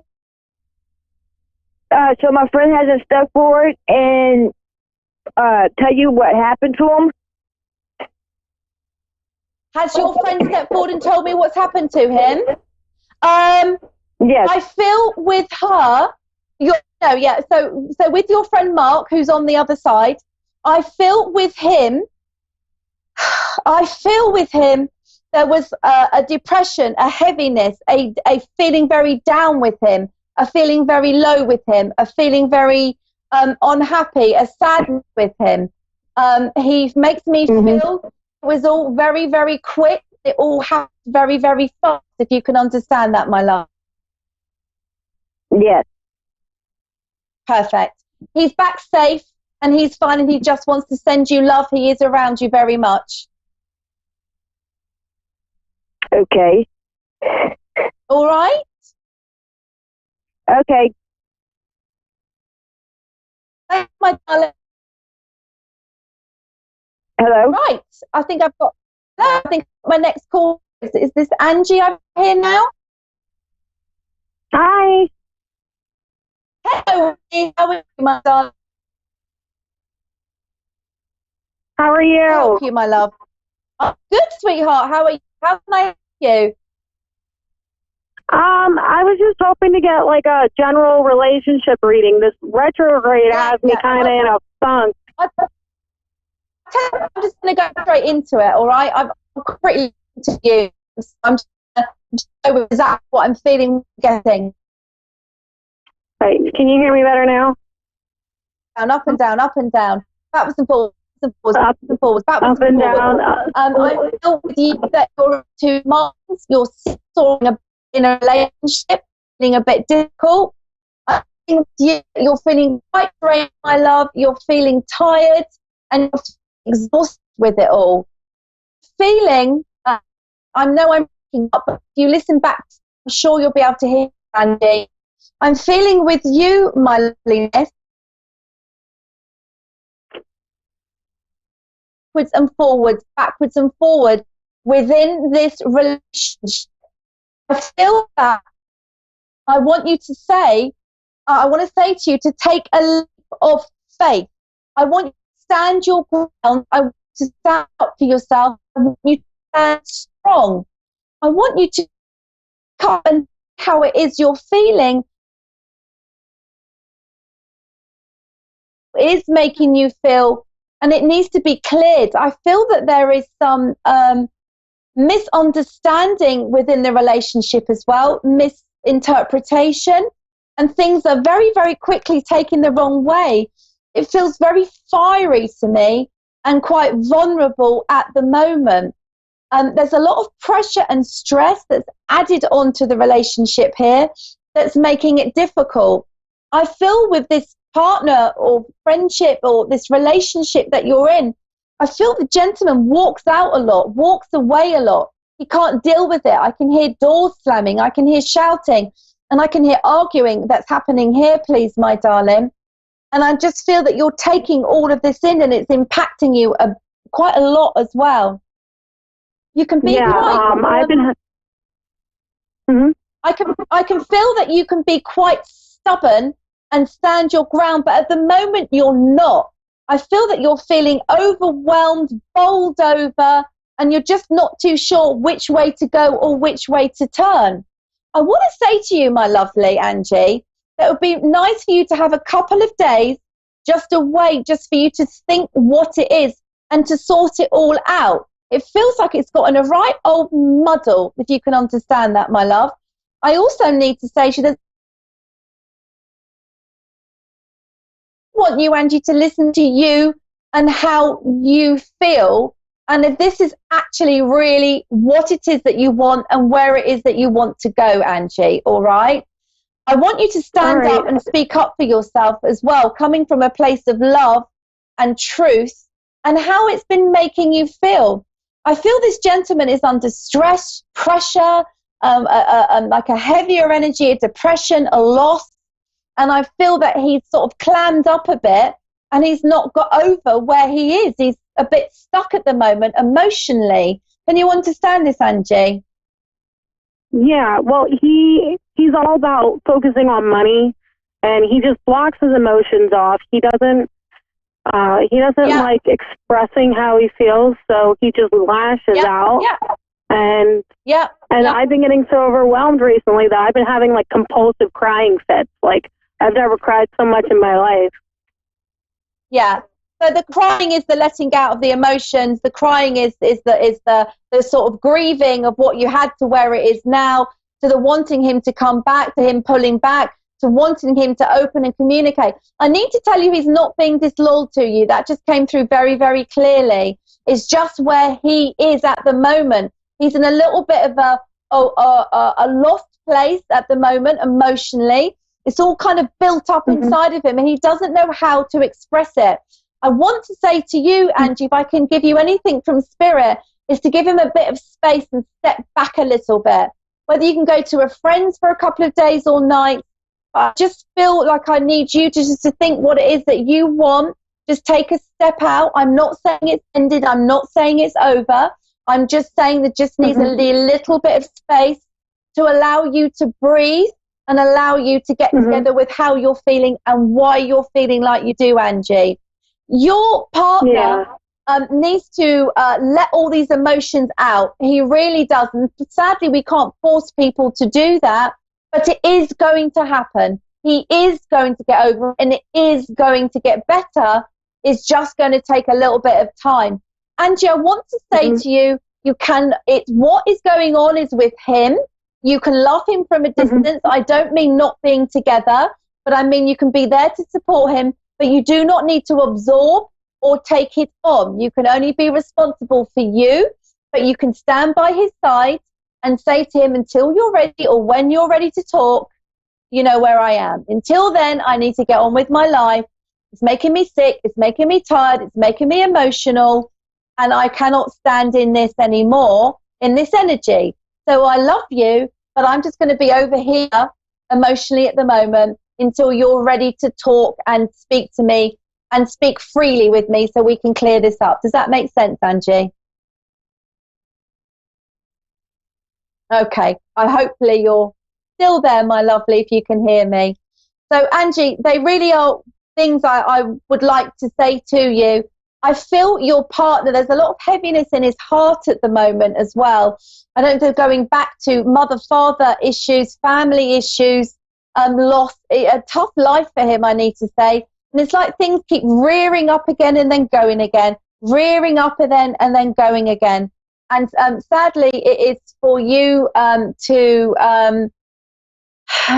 be there or to help and to support, but there's not much you can do if this lovely gentleman isn't willing to make the changes himself.